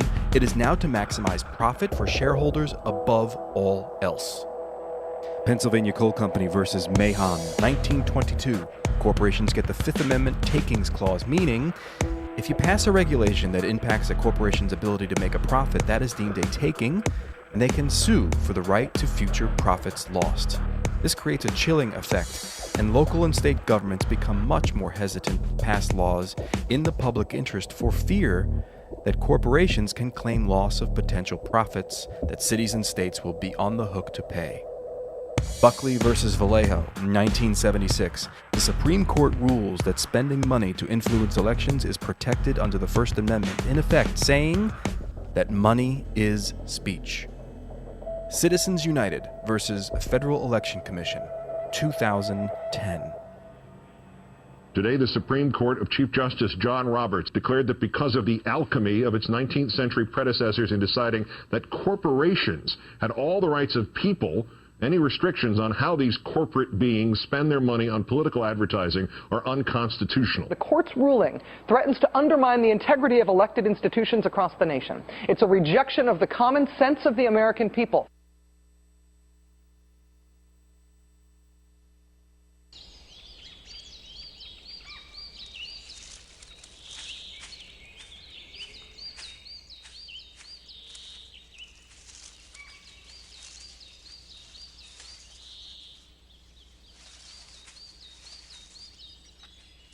At Earth Justice, we defend the environment in the courtroom. Join our fight. When you take a seat, you take a stand. Earth Justice, because the Earth needs a good lawyer.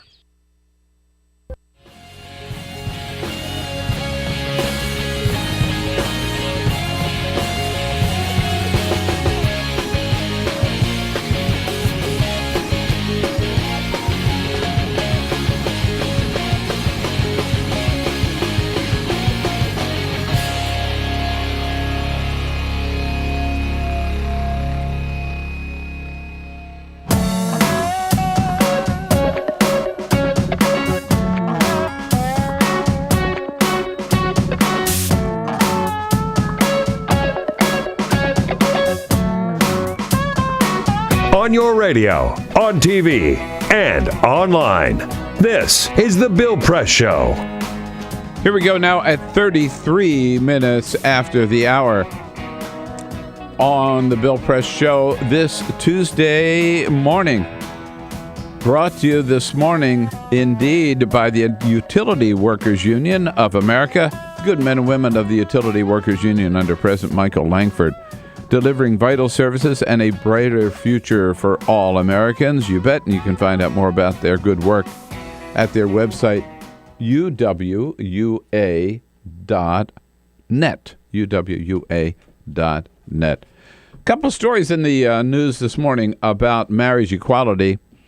Same-sex marriage, of course. Hawaii last week became the 14th state, plus the District of Columbia, to allow and to recognize a same-sex marriage.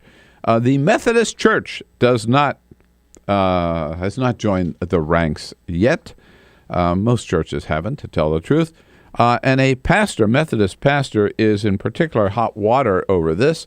His name is Frank Schaeffer. And even though church rules forbid it, you may have heard this story, Pastor Frank, as he is known, did perform a same-sex marriage for his son. He decided that it was important enough to him that he would violate his church rules to officiate over the marriage of his son to his partner. Pastor Schaeffer was outed, if you will, by some other pastors. He was brought to trial, a Methodist church trial inside of Methodist elders who heard all the evidence, and they found him guilty yesterday of violating church rules. Here's another pastor, Pastor Michelle Bartlow, who says what might happen to Pastor Frank. It's possible that Reverend Schaeffer could be suspended temporarily from ministry. It's possible he could lose his credentials. You know, I think the man did the right thing. I applaud what he did. I understand he broke the rules. It's just like nonviolent protesters in this country.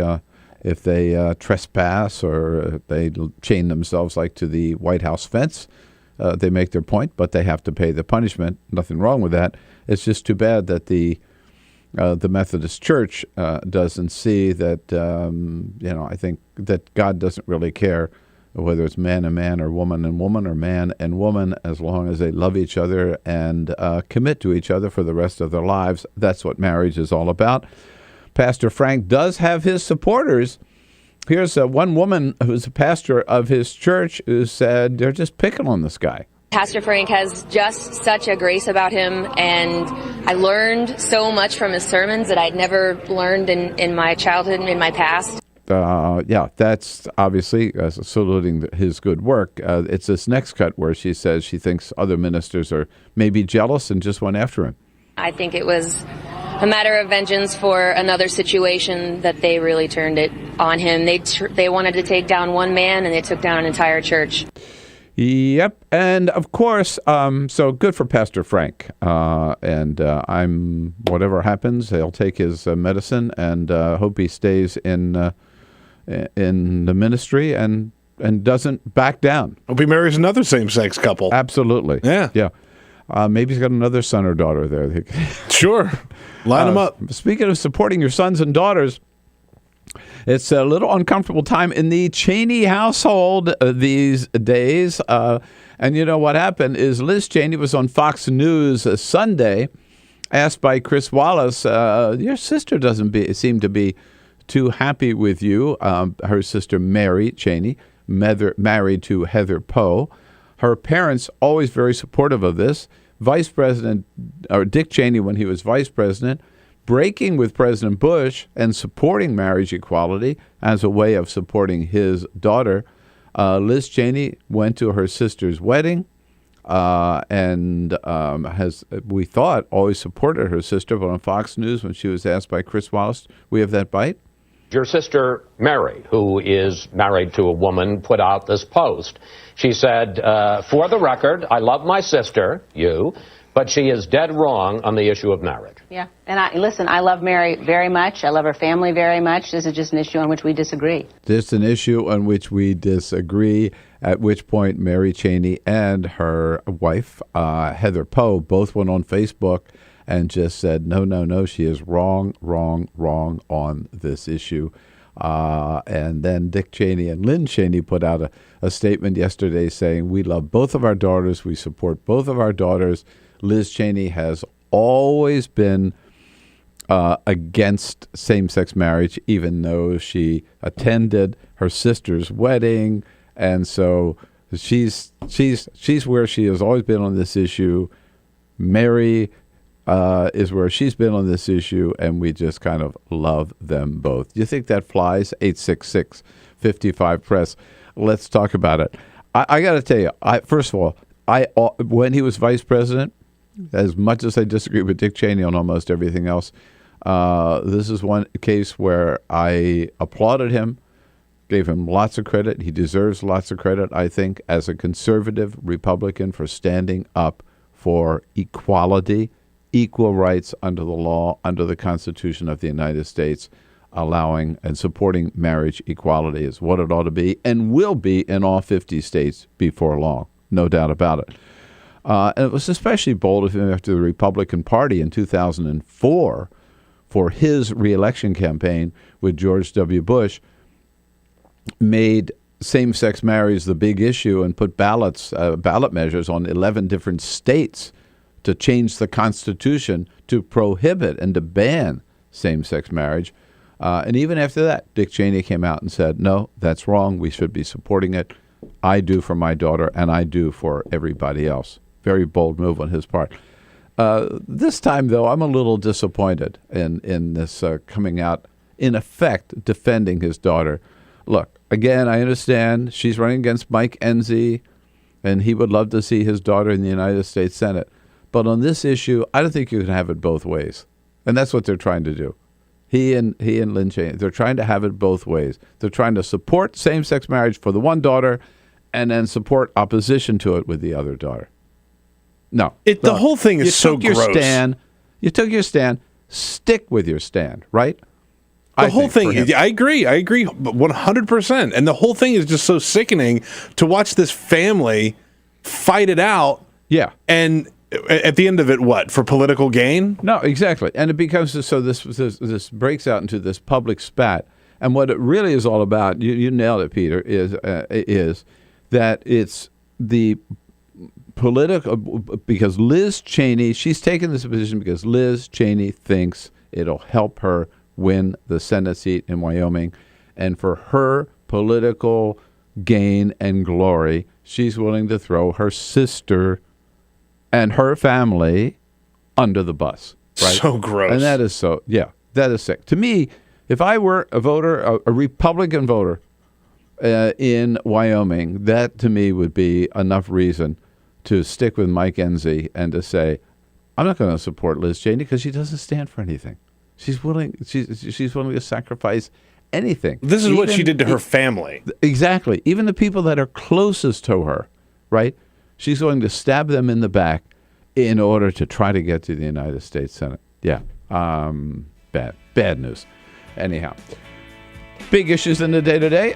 Your comments, your questions, welcome as always on anything we're talking about at 866-55-PRESS or on Twitter at BP Show. Tuesday morning, November 19th. On your radio, on TV, and online. This is The Bill Press Show.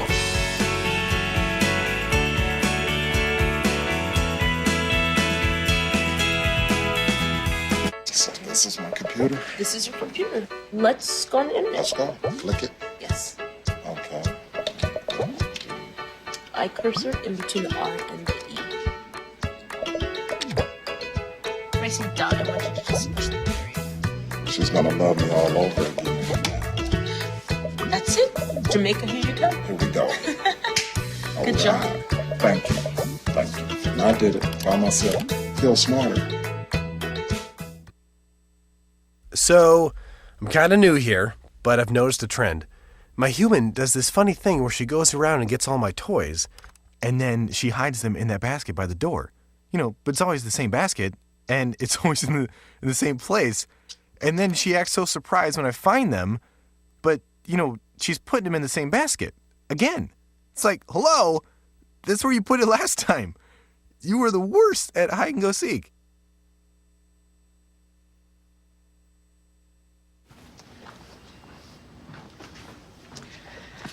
All right. I know this isn't any fun to talk about, but we should. Okay. So who's going to do what? I'll pack the dead batteries. Great. I'll only put what I don't need into a duffel bag. Perfect. That's totally unhelpful. No problem. Meanwhile, I will try to comfort everyone by speaking in a calm voice. And I'll try to get the generator going without any gas. Oh, let's not forget the cell phones, which probably won't work. Right. And who is going to handle supplies? I can forget to do a list for us. Thanks, pal. Well, I think we couldn't be any less prepared. I'm proud of you guys. Talk to your kids about who to call, where to meet, what to pack. Visit ready.gov/kids for tips and information. Hey, thanks for stopping by. You know, I followed your character since the first episode. I'm a big fan. Big fan. Thank you. And listen, your storyline, it makes for incredible TV drama. Thing is, your drug use is very adult content. Too adult for the kids. So I'm gonna have to block you. Oh, man. Yeah. Well, have a good one. You're a nice lady.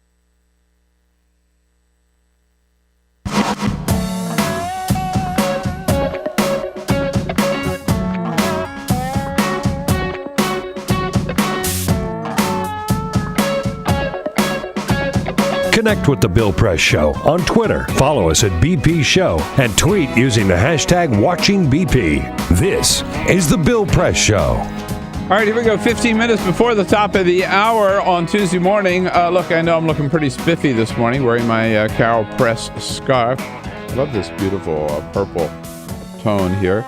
But don't be jealous. You, too, could wear a beautiful rayon chenille hand-woven scarf by Carol. Or maybe think about as a perfect Hanukkah gift or Christmas gift. Just go to our website at billpressshow.com and click on Carol Press Scarves. You'll see lots of different patterns, designs, colors that she's got this year, either rayon chenille like this or bamboo. Beautiful work, each one hand-woven, each one a work of art. And check it out, our website again, billpressshow.com. We're talking about, among other things, this little... Well, it's a private spat among the Cheneys that is now, the Cheney family, that is now a public spat with one Cheney sister, a daughter, Liz Cheney, running for Senate, saying, I'm against same-sex marriage, even though her other sister, Mary, is married to a woman living in Virginia. And Dick Cheney's trying to have it both ways, supporting both daughters. I don't think he can get away with it. Don's caller from Chicago. Hello, Don. What do you say? Good morning. Hey, Bill. Hi. I think I say you're dead wrong on this topic. I think that if she would have come out in favor of same-sex marriage, you would be applauding her right now. What? You, Liz Cheney? Yeah. I would, because that's... Even if in her heart she was against it, if she came out in favor of it for political gain, you would be applauding her. I would applaud her if she took the right stand on the position. I don't understand what you're saying. I think she's a phony on this issue, and I think she's more interested in her own political career than she is in doing what's right and by her sister and by her family. And I think if somebody believes what they believe, and you want to basically call them out and call them a liar because they just don't take the same position as you, that's wrong. No, I'm not calling him a liar. I'm calling her wrong on the issue. There is no way, I believe, there's no way that you can justify discriminating against two men or two women who love each other and want to get married and say, no, if you're a man and a woman, you can get married, but not if you're a man and a man or a woman and a woman. And, we've had this now in, 14 states and the District of Columbia. Yeah, world hasn't fallen apart. But a lot of people are a lot happier because they can get married, and that's the way it ought to be in all 50 states. And if Liz Cheney's against that, I think she's wrong. Dead wrong. And she's also even more wrong to throw her sister under the bus. Billy in Chicago. Hi, Billy. Hey, thanks for having me. All right. I think it's that Dick Cheney's still being consistent. He's made his position known where he split from Bush and said that he supports marriage equality. And that was good. I think that was a really bold move on his part. And I'm not a Cheney fan, never have been. But neither am I. That's two of us. I agreed with him there. But I have a twin sister, and once we hit the age of reason, my parents stopped taking sides in our arguments when me and my sister disagreed. So I really think this is just more a matter of him being a consistent father, because he's still a father first, and Liz Cheney still went to her sister's wedding. She's still a sister first. And all of those statements yesterday were predicated with, I love my sister very much, but I disagree with her. So I think it's just a matter of them disagreeing. Well, here's where I was disappointed, Billy. Look, I like you, I admire the fact that Dick Cheney, back in the George Bush days, says, no, I am for same-sex marriage. One of the very first conservatives ever to take that position. Good for him. I understand and admire the fact that he loves both of his daughters, after all, right? But I think he should have taken one more step and said, like her sister did, like Mary did, to say, I love Liz, but she's wrong on this issue. Instead, Dick Cheney basically says, I love them both, and this is where they stand on the issue, and so be it. I wanted to hear him say, Liz is wrong on this issue, because she is. Because I would love to hear it, too. My parents, even when I know I'm right, my parents will never tell me that I'm right when I'm arguing with my sister, They never take a side anymore. It's for me and my sister to settle. And I think that's all right. what it is. I got it, Billy. Appreciate the call. Appreciate it very much. Thanks so much for listening and out there on the great WCPT in Chicago. Hey, can't move on without end this hour without at least telling you the biggest news of the day. And I'm so excited by this news of the day, and that is that Bernie Sanders, my favorite member of the U.S. Senate, Bernie Sanders, has said we need a liberal, we need a strong progressive voice in the Democratic primary in 2016.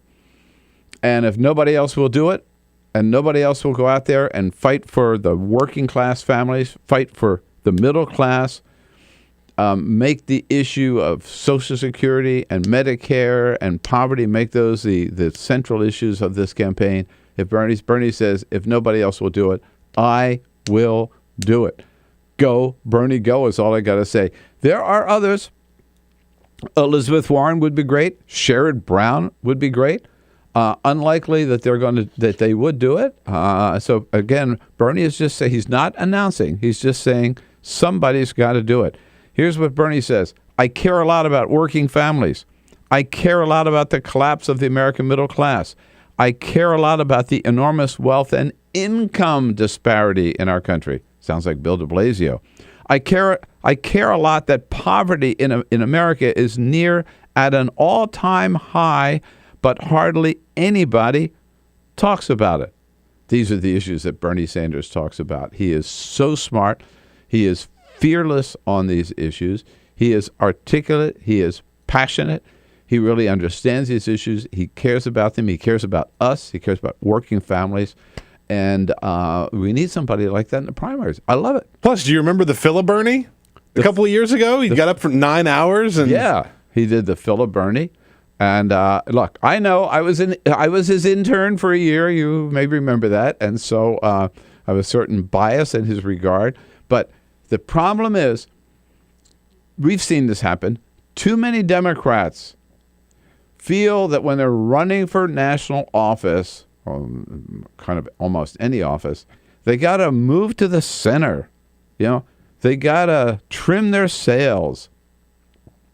They have to become part of the mushy middle of the road, not Bernie Sanders. And we need somebody in those debates. And first of all, we need I think, a healthy primary. And in those primary debates, you need somebody who's going to stand up and keep the focus on the Democratic, on the constituency of the Democratic Party, and represent the Democratic wing of the Democratic Party. Oh God, I'm telling you, it would be so great. Go, Bernie, go. Don't you think? I'll be back to tell you what the president's up to today. This is the Bill Press Show.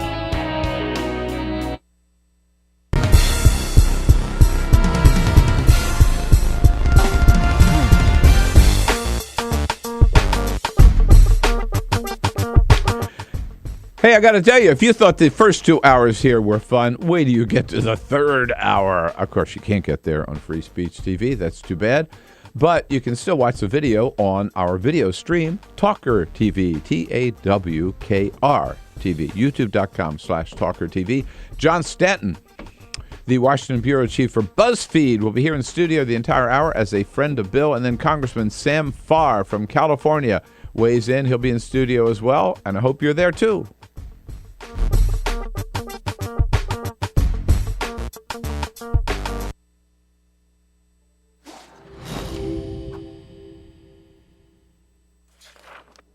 In 1920s America, the Great Depression effectively erased consumer demand. Struggling manufacturers needed new ways to get people buying again. Innovative production processes like stamping and use of molds allowed them to use new materials for their designs. Products using vinyl, chrome, aluminium and plywood began appearing. American industrial designers began introducing streamlined, efficient shapes that shouted progress. Bell Geddes pioneered what we now refer to as utilitarian art. Things that had little reason to look sleek, now all of a sudden did. At the 1939 World Fair featuring Bell Geddes' immensely popular Futurama exhibit, a new era of American industrial design proudly claimed to be building the world of tomorrow. Americans found great positivity in these futuristic forms. Yay. Things were looking up. American industrial designers realized that by making objects look great, people simply wanted them more. From cars to kitchen appliances, the most influential society on earth was spending money again. Mass consumption had arrived. Advertisers finally had lots to talk about. Personal taste could be expressed through the things you bought. Style became equally as important as function. Chair designers like Eames and Saarinen didn't just design seating, they created desirable lifestyles. People behind the products suddenly were stars. Everyone wanted to know who they were. Raymond Loewy was one of the shining lights of American industrial design. His face ended up on every coffee table in the nation. Toothpaste packaging promised whiter teeth. Washing powder packaging promised whiter whites. Who knew such simple household objects would shape the tastes and ambitions of an entire society? American industrial design improved America, functionally, culturally, and intellectually, and exported it around the globe.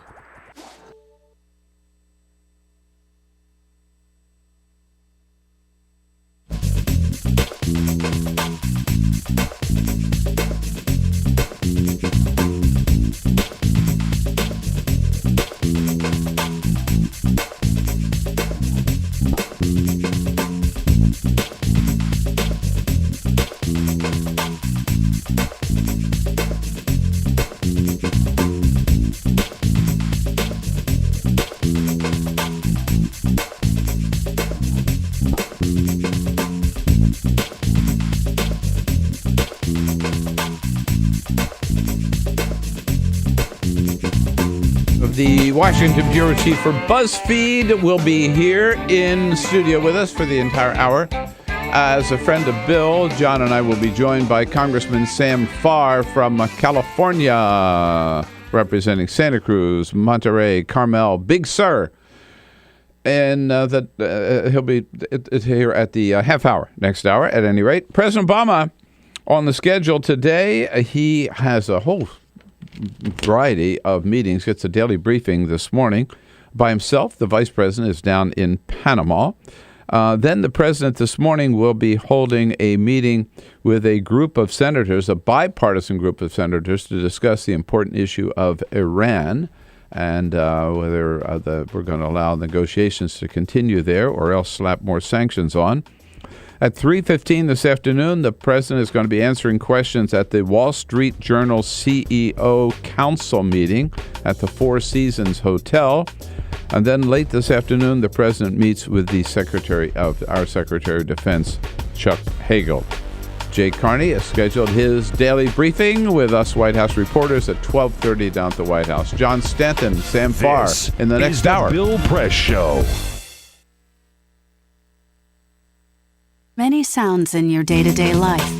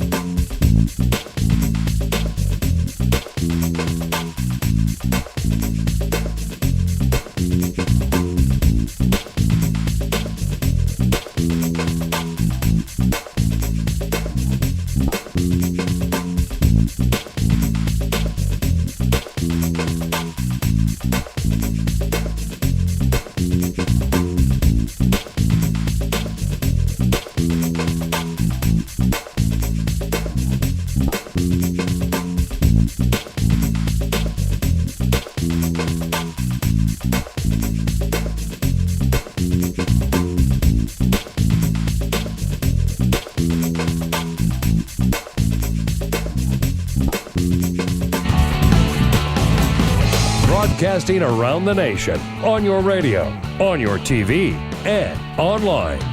This is The Bill Press Show. 7 years ago? No. It was 150 years ago. The Gettysburg Address. Celebrated today in many ways. We'll tell you how. Good morning, everybody. November 19, Tuesday. It is the Bill Press Show. Good to have you with us today. Thank you for joining us, whether you're listening on your local progressive talk radio station or sitting in front of your computer at TawkrTV. We're glad to be with you all the way across this great land of ours, coast to coast this morning, as we are every morning. And as every morning, we look forward to hearing from you about what you think about the issues of the day. We'll tell you what's going on. You tell us what it means to you, either by phone at 866-55-PRESS, on Twitter at BP Show, or on Facebook at facebook.com/BillPressShow. Lots to talk about. Need a lot of help this hour. We've got it with John Stanton, who is the Washington bureau chief for the great website Buzzfeed. Hello, John. Good to see you. It's good to be here. Everything good? Very good. Big program tonight. You will be interviewing Leader Nancy Pelosi. Yep, I will be at Jack Rose in Adams Morgan. And it'll be online on YouTube. We have I think the link is on our website, so people can watch it live if they're not able to get down there. So it should be good conversation, I think. Yeah, because not everybody can get in, too. Not everybody can get in. It's not that big of a bar, so. Yeah, and you're all ready? You got your questions lined up? We got some good questions for. I think we're going to try to do a mix of sort of policy stuff and more personal things and pop culture kind of questions. So. I'd be curious to know what kind of beer she drinks, because California's wine country. She doesn't actually drink. This is going to be the first one where we have someone who does not drink. So. I didn't know Nancy. She doesn't drink at all? No. Apparently, it's just she's never been much one for the taste of alcohol. Wow. Yeah. And she and Paul, her husband, I know well, they have a house up in St. Helena right in the Napa Valley. Well, they own a vineyard, but they don't. Right, they don't make their own wine or anything like that. They sell their grapes to other people who make wines, but they don't have a winery, I guess, or whatever they call it. There's not a Pelosi label or anything. No. But why would you have a house in the Napa Valley if you didn't enjoy good wine, right? Let me tell you something. It's pretty, I guess. Let me say, Paul does. Yeah, exactly. How could you live and work in Washington, D.C. and not drink? Well, I don't know how you can live and not drink whiskey personally, but that's certain people have weird ways, I guess. Or put it this way: how could you have to deal with John Boehner and not drink? I mean, God knows he does. Yeah, or I don't know, how do they deal with themselves? I don't know how they get up in the morning. Any of these people and get up in the morning and not be like, I need a drink. So, John Stanton is here, as is our team this morning. I neglected them the first hour, so they're pissed at me this morning. But anyhow, it's Peter Ogburn. Hello, Peter. Screw you. Good morning, sir. Good morning. Alicia Cruz here, as always, doing a great job getting your phone calls, and Cyprian Balding on the video cam, even this hour with TawkrTV, keeping us looking good. And Chris Christie, man, he's on a roll. John, he's out there every opportunity he can get, taking advantage of his big win for re-election. Yesterday, it was in front of an audience of Wall Street executives interviewed, and he was asked the inevitable question about 2016. But first, he was asked about whether or not he supported the shutdown, and he thought he, like Ted Cruz, did he think it was a good idea like Ted Cruz did? Here's Chris Christie. Since Obamacare is still currently being funded and the government is reopened, maybe I'm too simple, but it then appears to me that the strategy of defunding it by closing the government failed. Yeah. He's not going to his fellow Republicans did a good job on that. They blew it. I think he's actually been. It's been pretty interesting to watch what's happened sort of since the election, when Democrats have come out and been like, he's not a moderate, he's very conservative, which I guess they think is going to help them beat him down a little bit before 2016. But it seems to be they're helping him for 2016 because if they can what they think of as tar him with this notion that he is conservative, I think that helps him with a primary. And if he comes off as the conservative that is reasonable, that is able pragmatic, able to work with other people, does not view this as just simply a war of attrition, but actually trying to sort of do things, that could be a very powerful argument for him in a general election in this country. Yeah, he's certainly, I think, the strongest Republican potential candidate out there today. And so what about 2016? Are you ready to make an announcement? When you make decisions before it's the right time to make them, you increase geometrically the chance to screw that decision up. Not something I want to screw up. Yeah, what's interesting, he's right, of course. Yes. But the other thing is obviously he's thought about this. Oh, clearly. Yeah. I mean, I think he's yes, very much so. We're no longer in the realm of if and, I have to talk to my family about it. Yeah. All right, so John Stanton here is a friend of Bill this hour. We'll be joined by Congressman Sam Farr from California at the half, and we'll get right into the news of the day. But first, this is the Full Court Press. Just a couple of other stories making news. Happy birthday to the Gettysburg Address. It was 150 years ago today that Abraham Lincoln delivered one of the most famous speeches ever, 271 words, now known as the Gettysburg Address. To commemorate the anniversary, documentarian Ken Burns assembled a superstar list of celebrities reading the address in a new video, which we've tweeted a link to at BP Show, so you can go check that out. It contains Bill O'Reilly, Taylor Swift, Richard Trumka, Uma Thurman, all of the living presidents, and dozens of other celebrities. Here's how the video begins. 77 years ago, our fathers brought forth on this continent a new nation, conceived in liberty, and dedicated to the proposition that all men are created equal. Now we are engaged in a great civil war, testing whether that nation or any nation so conceived and so dedicated can long endure. We are met on a great battlefield. And it goes on for a whole day. You hear the voice of David Gregory there that we just cut off. So yeah, lots of people contributing to that video. It's a very cool video. Very powerful. A shakeup in the world of financial TV. CNBC's longtime money correspondent Maria Bartiromo is leaving the network, and she's joining Fox Business. Bartiromo, who refers to herself as the Money Honey, was with CNBC for 20 years, but her contract is up at the end of the month, and she's heading to join Lou Dobbs and Neil Cavuto at Fox.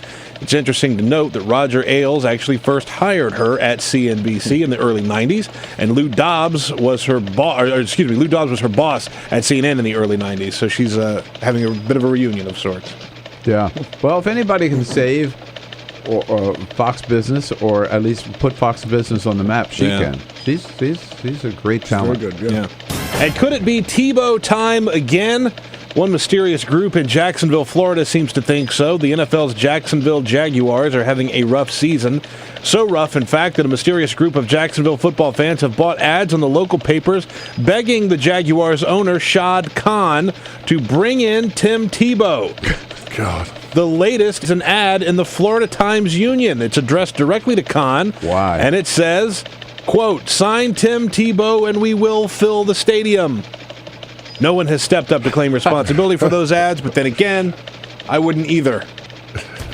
Well, they got to have a prayer rally and fill the stadium and bring in Tim Tebow. Huh? Meanwhile, he's still not playing for an NFL team. Yeah. And he hasn't taken my advice to open up a steakhouse and call it Tim Tebow's T-Bones, which I think is a missed opportunity on his part. All right. Well, maybe we'll see what Jacksonville does. So I'm looking at your website here, Buzzfeed, this morning, John Stanton, and your headline is Jeb Bush. Immigration reform bills will pass the House next year because he said Speaker Boehner is totally committed to this. Mm-hmm. I know that's what Jeb Bush says, not what you say. Do you think he's right? No, I don't. In a word? Certainly not this year. Well, no. I mean, there's just not enough time for him to do anything this year. And, I think Speaker's made it pretty clear he doesn't want to do anything between now and the end of the year. I think if they go into, it looks now like Republicans may not try to shut down the government again in January. They may have a big debt ceiling fight. if that, depending on how that plays out, he could have some space in March or April to try to do something.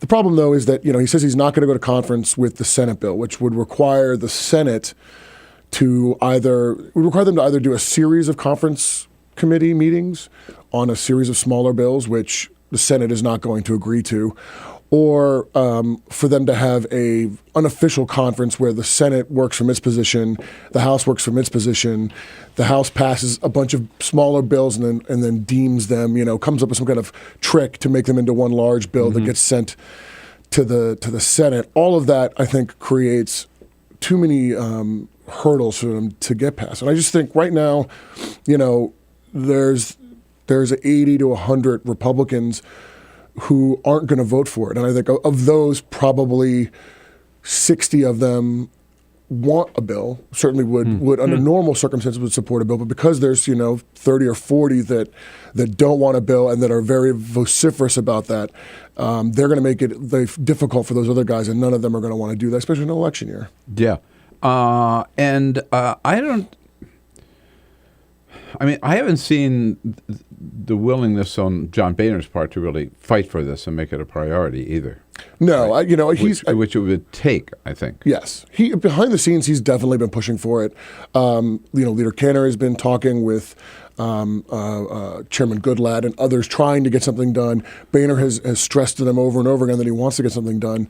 But behind the scenes doesn't work that well in this Congress. Yeah, it really requires somebody to be out front in public, and there hasn't been that. So what happened to this, all the talk at the beginning of this year from Republicans saying, boy, we got the message in November 2012 when Mitt Romney got 27% of the Latino vote, Barack Obama got 71% of it.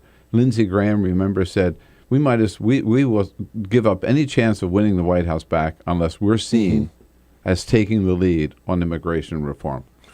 Well, so it looked like it was like almost a Republican incentive at the time, or initiative at the time. Not now. Well, I think Jeb Bush was a statewide elected official. Lindsey Graham is a statewide elected official. And if you're a Republican that is running statewide, absolutely, you are seeing immigration as something you got to do. The problem is that because of redistricting, House members don't have nearly as much incentive to do it. And for them, in a lot of cases, there is an incentive not to do it, even if they personally support it. There are a number of members that I know who privately will tell you, I believe in this bill. I actually like the Senate bill or something like the Senate bill. I don't see a problem with it. But in my district, it's not going to fly. And they are some of the most vocal opponents to it because of that, because they look at their district and they realize, either they believe they have to support it, they have to oppose it because those people believe that, or they're worried about a primary challenge. Yeah.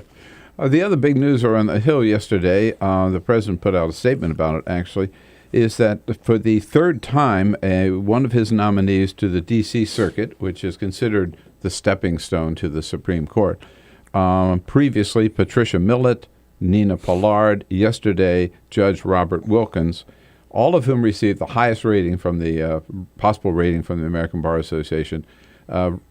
Judge Wilkins became the third one that Republicans have blocked and refused to confirm to the D.C. Circuit. President Obama upset about that, pointing out that four of George Bush's 6 nominees to the D.C. Circuit were confirmed. 4 of his 5 nominees to this court have been blocked. So Republicans are able to do that using the filibuster. Is this going to trigger any move to reform the filibuster or get rid of it on Harry Reid's part? What do you hear? Well, he's made some noises like that, and there are a lot of Democrats pushing for it. I don't think in the end they will reform the judicial filibuster rule. I think it's going with the nuclear option is a very dangerous precedent, and I think Democrats realize they, to a large degree, they are the ones that sort of created this playbook of filibustering judges this way, and Republicans have sort of taken it to its next logical step in terms of the number of people that they're blocking and how they're doing it. And I think smart Democrats are looking at that and realizing, well, if we blow this whole process up and make it possible to have these up or down votes, Republicans are going to do the same thing. The next time they have a chance, and then it becomes more likely that Supreme Court justices have it happen that way. And but these nominees are not wild ass liberals. No, so What is the thinking behind the Republicans, that they just want to wait until they have a Republican president again? To a certain extent, I think it's running out the clock. I mean, they're speeding it up. It used to be that you ran out the clock in the last 18 months of a presidency. And then it became more the last 2 years, and we saw that a little bit with Clinton, definitely with George Bush. The last 2 years, Democrats essentially blocked almost everything that came through, any chance they could. And I think, this is you're seeing this now with Obama now at 3 years, and I think the White House hasn't done itself any favors in terms of its ability to really pressure Republicans, given how low the president's approval ratings are. The Affordable Care Act has really hurt him, and I think Republicans see themselves as sort of having the upper hand in this, and Democrats could, in theory, break these filibusters. These filibusters are not unbreakable. They could run out the clock on these nominations if they chose to. It would eat up a lot of time. But frankly, they're not doing a whole lot. They're going to do the Defense Authorization Act this week, but that's about it. I mean, they could stay in an extra week or two in December, and they could get a couple of these nominees done. It would just require them to do a lot of sitting around. You mentioned the Defense Authorization Act. Of interest, as we talked yesterday with Laura Bassett, Huffington Post about, because there's a big split here between two leading Democratic women about what to do about sexual assault in the military as part of the Defense Authorization Act. We'll get the latest on that from John Stanton when we come back. John Stanton's a Washington bureau chief for Buzzfeed, buzzfeed.com. Any questions, any comments? 866-55-PRESS is the toll-free number. On your radio, on TV, and online. This is The Bill Press Show.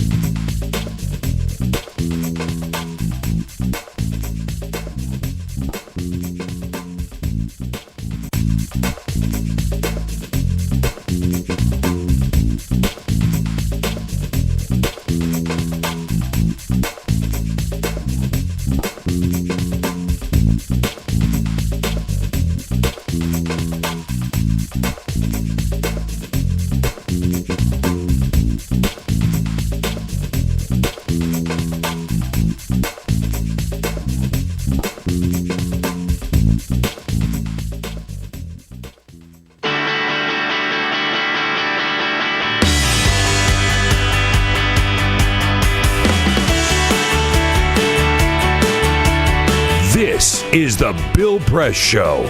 26 minutes after the hour, John Stanton from Buzzfeed here in studio with us as the whole hour as a friend of Bill, and we'll be joined by Congressman Sam Farr from California, that beautiful Carmel, Monterey, Santa Cruz, Big Sur area of California, in the next half hour. So, John, as we were talking, the Defense Authorization Act is coming up. The big amendment is going to be about what to do about sexual assault. And you've got two Democrats, Kirsten Gillibrand and Claire McCaskill, who have different ideas about how to go about it. What's going to happen? Well, it's unclear. It's a really fascinating fight, actually, because what you have is in the middle, you have sort of the middle members, the Lisa Murkowskis and Claire McCaskill, Patty Murray, Susan Collins. They are arguing that that handling sexual assaults in the military should stay within the chain of command, sort of basically the same sort of system it is now. Carl Levin supports that. Carl Levin. Then you have the two wings. And the Pentagon supports it. The Pentagon definitely. Well, the Pentagon brass supports it. I think a lot of the rank and file soldiers do not support it, especially, I mean, there's a lot of men and women both that have been victims of sexual assault, and they feel that the chain of command is the inappropriate place for it. In some cases, because people in the chain of command have been involved in it. But the fight is interesting because you have the two wings of the parties. You have, Ted Cruz and Kirsten Gillibrand coming together and saying, no, we need to take this out of the chain of command and create sort of a separate way to handle this. And it's one of the most, I think, interesting fights that I've seen on the Hill in years because of that. It's unclear how it's going to resolve itself. And Kirsten Gillibrand has 47 co-authors, I believe, the last time I looked. So it's going to be very. I don't know. I put money on Kirsten Gillibrand, but could go the other way too. She's demonstrated the ability to do some pretty interesting things. This is the Bill Press Show.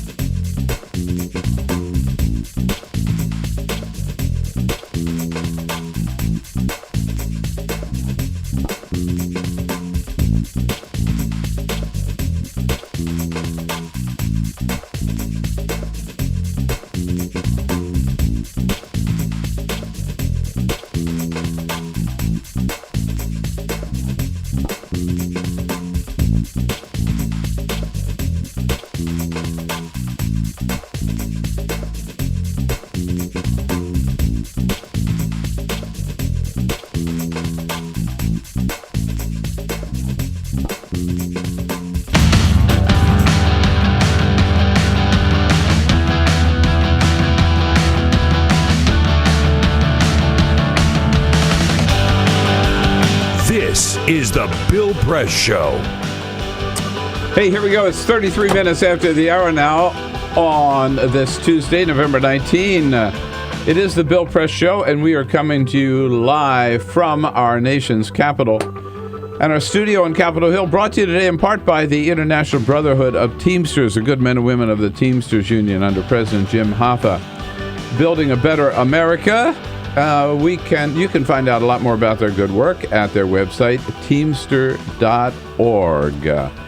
John Stanton, Washington bureau chief for Buzzfeed, is here in studio with us for this entire hour as a friend of Bill, and another FOB, friend of Bill, joining us for this half hour. A good friend from California, representing California's 17th congressional district. Now, think about it. Now the 20th, Bill. Oh, it's the 20th. They changed the name. They changed the number. You know what? I got to get a new producer. Well, it's not. He just makes these mistakes like yeah, this. Shoot, I'm sorry. No, it's on my BlackBerry, and we don't know how to change it, so it still says the same thing. Oh, is that right? Oh, okay. But it is the 20th. It might also be on the website. But that's kind of an esoteric. Nobody remembers I'm sure district numbers. All right, it's an oversight. But think about it. It's the 20th. So we're talking, if you've ever been down that magnificent Highway 1, Santa Cruz, Monterey, Carmel, Big Sur. It's got to be the most spectacularly beautiful district of all the congressional districts in the country. Yeah, it is. There's no doubt about it. But you know what? But we've worked really hard, and you and I met trying to preserve wonderful, beautiful lands of California, and that coastline, or the Coastal Act, all those things that we did as young people in this business of politics. I mean, if people ask me all the time, how come Big Sur isn't covered with houses? And I said, and it's mostly privately owned land. I said it's because we've done good planning here. We do really strong zoning and viewshed protection and all kinds of issues that are really. I mean, what struck me about visiting the East Coast is how much sprawl is on the East Coast. Just sort of this just ugliness of just commercialism. Of mile after mile was down on the Outer Banks and I was really shocked. I know there's some beautiful preserved areas, but I think California's done a much better job of protecting its coastline than most other states. But it's not just it is the coastline, thanks to Prop 20, which you and I both worked on. But it's the coastline and the oceans too, which Congressman, you've done a lot I've been of a work champion on of that. We have national ocean policy now. Essentially, the federal government's only had three major laws regarding the environment and that are national. One is clean water. Let's not, foul our waters. Clean air. Same thing. Don't foul our air. And now a clean ocean. And most of that ocean is all governed by the federal government, except for states. And the ocean off Monterey is a national marine sanctuary. National marine sanctuary, yeah. And I put all the rocks and islands along the entire California coast into a national monument, which makes them essentially wilderness protected lands. And people say, well, why did you do that? I mean, those rocks have been there for millions of years, and nothing's ever happened to them. I said, well, with all this new cell tower technology. And could you just see? Right. And what's the artist that did the fence? Christo fences. Who knows when he wants to drape a rock or paint one or start using those rocks? They're great placement for advertising. So we did the ounce of prevention by putting them in a wilderness status. Yeah. All right. Now I want to get the reaction of both of you to my favorite story of the day. I'm so excited about it, which is this one. Bernie Sanders has announced that he is open to a 2016 presidential run. And Bernie is saying, he's not saying he's running, but he says, here's what he says. Somebody has to talk about, I care a lot about the collapse of the American middle class. I care a lot about working families. I care a lot about the enormous wealth and income disparity in our country. And he says, if nobody else is out there raising these issues, he's going to do it. He'd be willing to do it. Just to have a strong liberal progressive voice in a Democratic primary in 2016, go Bernie, go, man. So is he running as Elizabeth Warren's vice president? Well, good question. That's the thing. He says he loves Elizabeth Warren, and if she did it, he wouldn't. But he's not sure that she will. She's not going to, no. You don't think so? No. But, I don't think Bernie Sanders could win necessarily, although look at Bill de Blasio in New York, right? Yeah, but Bill de Blasio didn't have a Hillary Clinton or Joe Biden standing in front Right, of him. I mean, right. Anthony Weiner, right? But for somebody to be up there in those debates, raising these issues and saying, I support Social Security and we can't cut it, I support Medicare and you can't cut it, and, I think it'd be great. I think you'll see that. That candidate will be there, but I don't think that candidate, I think Hillary's popularity and the investment that she's made in politics and her family's made, I think carries the day. I think carries the election. I think she'll be the next, if she runs, she'll be the next president. Yeah, I mean, I think she's the prohibitive favorite for the Democratic side right now. Although, I mean, her husband was not someone that anyone was thinking was going to be the president, 3 years out, except for maybe Bill Clinton and Hillary Clinton, So who knows? There could be a person that sort of comes out of nowhere, or then takes it. But at least right now, certainly, I think she's. Bill, I think the reason is that the right has moved so far to the right that the left is a little bit been moved more to the middle. I mean, really do think. I don't think that the liberals in Congress, and I consider myself one of them, are that are that out of it, or that far wild, huh? No, I don't think so. Not as they used to be perceived, because the right has defined extremism in a different manner than it's ever been defined before. Right. Yeah. And I think we were talking before you went on the air about the approval ratings of the president. The Washington Post article this morning about the lowest point ever because of the health care. Just for our listeners, right? The latest Post poll reflecting the problems with the launch of the Affordable Care Act, which we have waited this hour for you to come in, Congressman, to talk about this. But it shows the president at the lowest ever, which is 42%, which is roughly where George Bush was, I think, at this time, maybe. But I think what does that mean? Does it I make think you the nervous reason to be an Obamacare supporter? I think this act of providing comprehensive health care, which was really done more than the need to pick up all these uninsured people, which was an embarrassment to an industrialized country like America.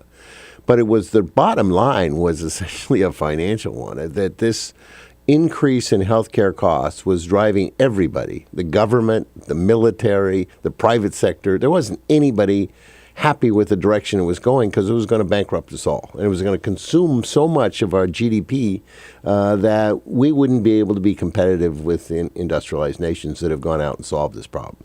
So it was a good thing. It's just been ruined by this incredible ability to do this kind of hate campaign. And, I know people react to it, but if you look at the people that are being able to get insurance, and most of the complaints, all this thing, were about the technical problems created by the computer, not about the underlying law itself being bad. And yes, then the insurance company's canceling. But, when you look down deep, what are they canceling? They're canceling lousy policies. They couldn't qualify. And they would cancel them anyway next year when they can't. Do you know that more than 50% of the private insurance, not group insurance, but just individual insurance, changes every single year? Every year, more than 50%. So all these people would be getting notices. They got notices now because insurance companies, along with the states that implemented these exchanges, said, well, if you're going to do it, let's get everybody off to the right start. Let's do it now rather than later. The timing couldn't have been worse for trying to give the message. But I just, and it may be success. Maybe the politics changes on it. But I think that the negative media has been able to be so much more effective than the positive media. Well, I think I think also the White House, it seems to me, has done sort of a poor job of its own messaging on it. Also, though, I think the idea that they, instead of trying to play this almost as sort of the traditional Puritan work ethic sort of notion of like, you're going to maybe end up paying a little bit more, but it's going to be better for not only you, but for the country. We're going to solve this big economic problem. And sort of laying out those kind of arguments wasn't really what they did. They sort of said, everything's going to be awesome. Everything is going to be great. You're not even going to notice this is happening. And, we're all going to get cotton candy at the end of the day. It was sort of the way what the American people heard.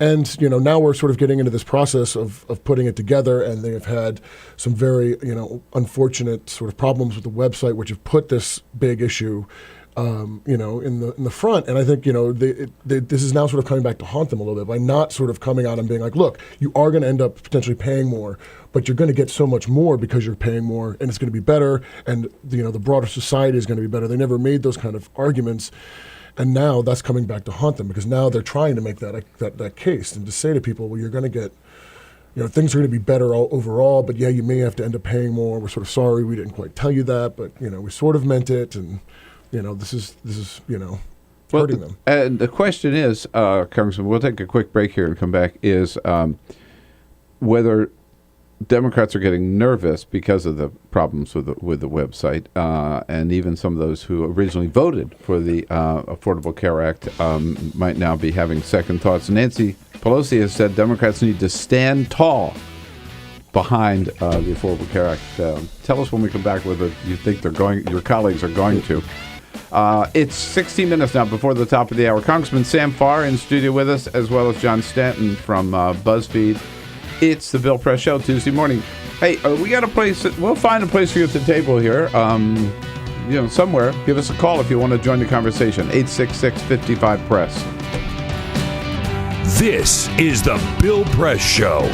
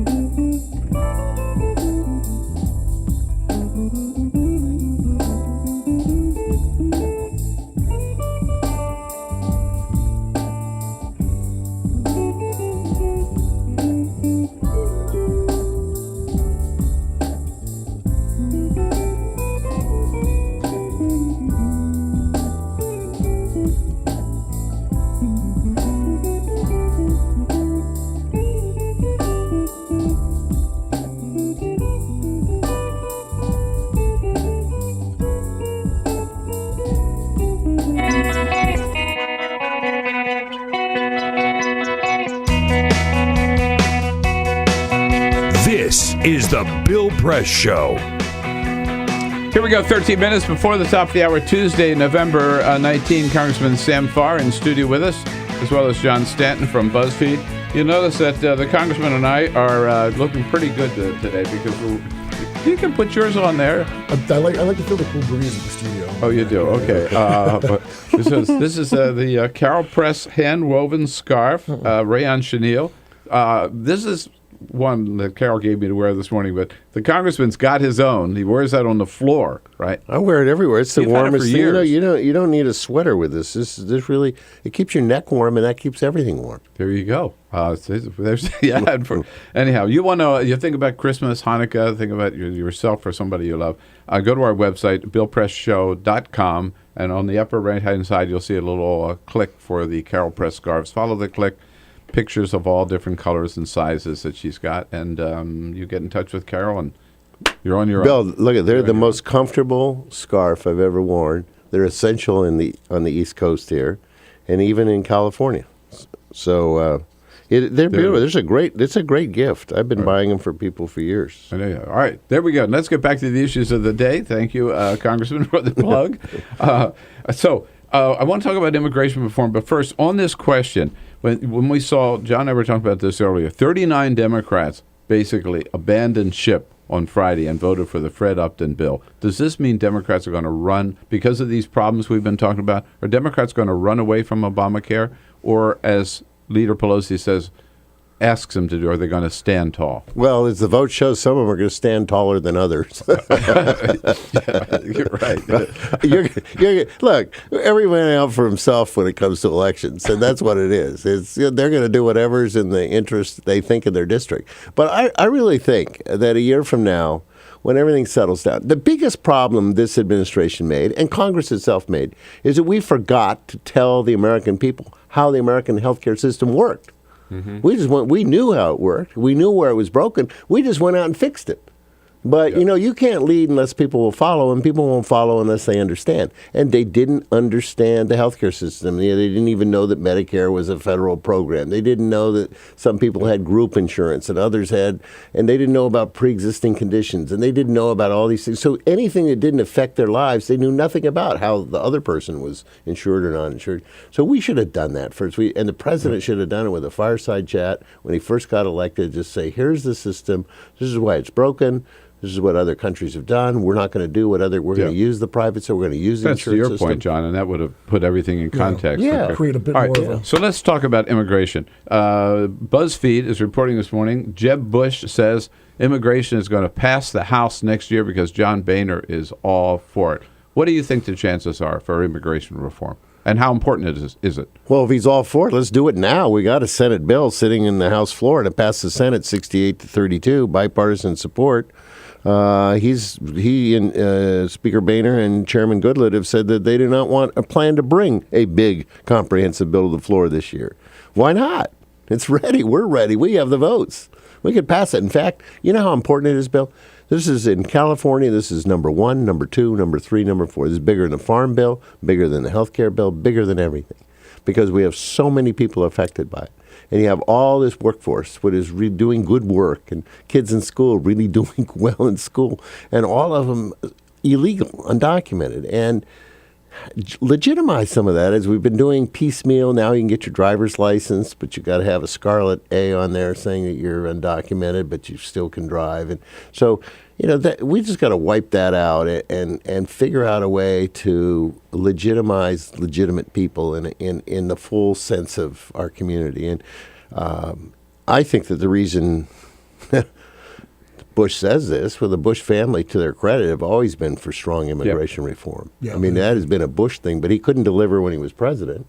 Nope. And I don't know whether he can deliver in an election year, because if you can't do it now, it's going to be a lot harder next year. Yeah, no, I agree. And I think that's the biggest problem, is that next year, there may be a month where there might be an ability to do something, but even if the House passes a bill, if they don't want to do a comprehensive bill, as the Congressman says, I don't see how you get something through the Senate at that point. Well, Congressman, the business community for the most part supports this. The president's had leaders of the business community, and a lot of pragmatic Republicans understand what's going on with the party and say, when we only get 27% of the Latino vote for Mitt Romney, we got a problem. So What's preventing it?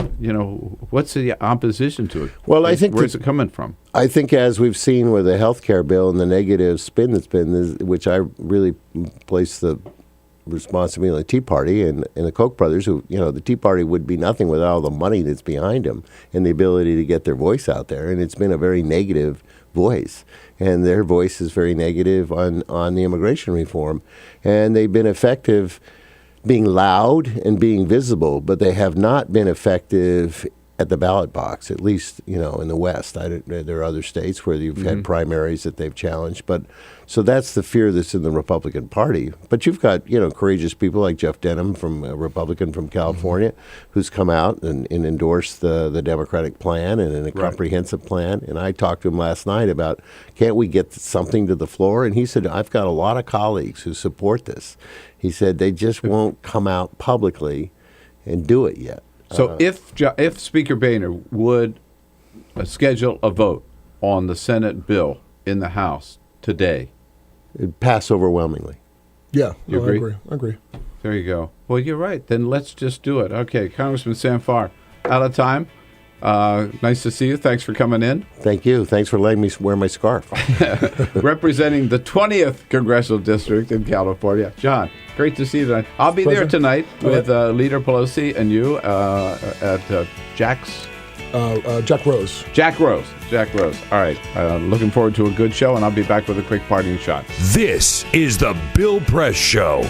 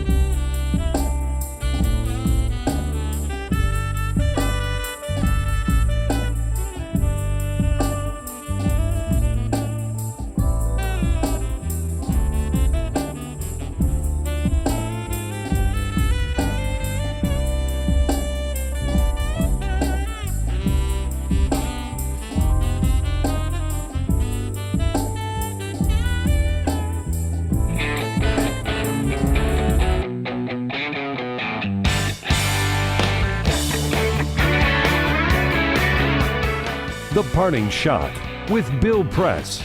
This is the Bill Press Show. Oh boy, what a shocker. George Zimmerman arrested again yesterday. Well, who could have predicted that? Yeah, all of us could have predicted that. And here's what bothers me about this case being arrested again. Number one, everybody knew George Zimmerman was scum. Everybody, that is, except the dumbass members of the jury.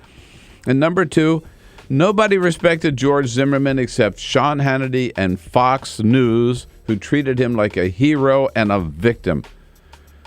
And also those idiots who helped raise money to help him get his gun back. Look, George Zimmerman is behind bars this morning, and that's where he belongs for the rest of his life.